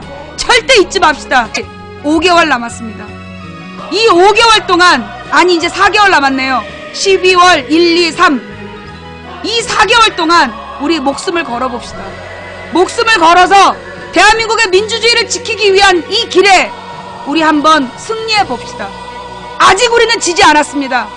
이기기 어려운 싸움에서 지지 않는 단 하나의 방법은 싸움을 포기하지 않는 방법입니다. 4개월은 긴 기간이에요. 사실 어쩌면 이제까지 우리가 싸워온 어떤 싸움보다 긴 싸움이 될 겁니다. 엄청난 물량과 엄청난 폭력과 엄청난 힘을 가진 저들이 강고한 대열을 이루고 강고한 성을 쌓고 우리를 협박하고 있습니다. 그 협박에 4개월을 버틴다는 거 어려운 일이에요. 그러나 저는 한번 해보려고 생각합니다. 기적이 필요하다면 한번 만들어 볼 생각입니다. 여러분 어떠십니까? 된다고 믿든 안 된다고 믿든 당신의 믿음대로 된답니다. 한 사람이 꾸는 꿈은 꿈일 뿐이지만 백인이 꾸고 만인이 꾸면 현실이 된답니다. 누군가 간절히 소망하면 온 우주가 그의 소망을 위해 움직이기 시작한답니다. 우리가 가는 길은 갈만한 길이라서 가는 게 아니라 가야 할 길이라서 가는 겁니다. 길이 보이지 않고 빛이 보이지 않는다고 절망하고 좌절하지 마십시오. 우리를 불태워 빛이 되고 우리의 두 주먹으로 길을 만들면 됩니다. 인간의 가치는 그가 품고 있는 희망의 질량에 비례한답니다. 같이 가시겠습니까? 망치부인 내일 2시에 돌아올게요. 살아있다면 내일 2시에 돌아오겠습니다. 그리고 12월 5일에는 누가 뭐라고 그러든 서울 시내에서 길거리 수다방을 진행할 예정입니다. 잡아가려면 잡아가라. 두렵지 않다. 그러나 너희들이 나를 잡아가는 순간 대한민국 뒤집어지는 걸 보게 될지어다. 그리고 너희들이 나를 잡아가는 순간 사자굴에서 다니엘을 구하신 하나님의 능력을 너희들이 보게 될 것이다. 한번 해봐!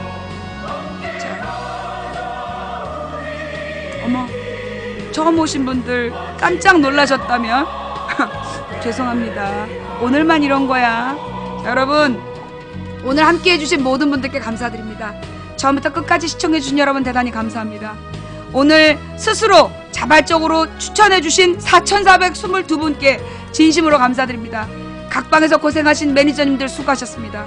팟캐스트와 유튜브에 이 방송을 녹화 떠서 올려주시는 우리 시청자 여러분께 진심으로 감사드립니다. 저는 올릴 줄을 몰라서 우리 시청자분들이 올리시는 겁니다. 그 영상물들 보시면 꼭 좋아요 눌러주시고 꼭 방송평 감상 남겨주시기를 부탁드립니다. 오늘 함께 해주신 모든 분들 감사드리고요. 후원해주신 분들 한 분 한 분 감사 인사 못 드린 점 대단히 죄송합니다. 혹시라도 형편이 어려워 후원하지 못하는 시청자분들이 미안해할까봐, 저한테 후원하지 못하는 거 미안해할까봐 그래서 제가 이름 못 불러드렸습니다. 대단히 죄송합니다. 그럼에도 불구하고 후원해주셔서 진심으로 감사를 드리면서 다음 방송 내일 낮 2시, 내일은 진짜 2시 올게요. 혹시 몰라 1시 할지도 1시부터 대기 타세요. 내일 방송은 정확히 2시, 어쩌면 1시. 지금까지 방송을 진행한 망치부인이었습니다. 도봉구 창동 사는 불량주부 망치부인의 시사수다방에 함께해 주신 모든 분들 감사합니다. 사랑합니다.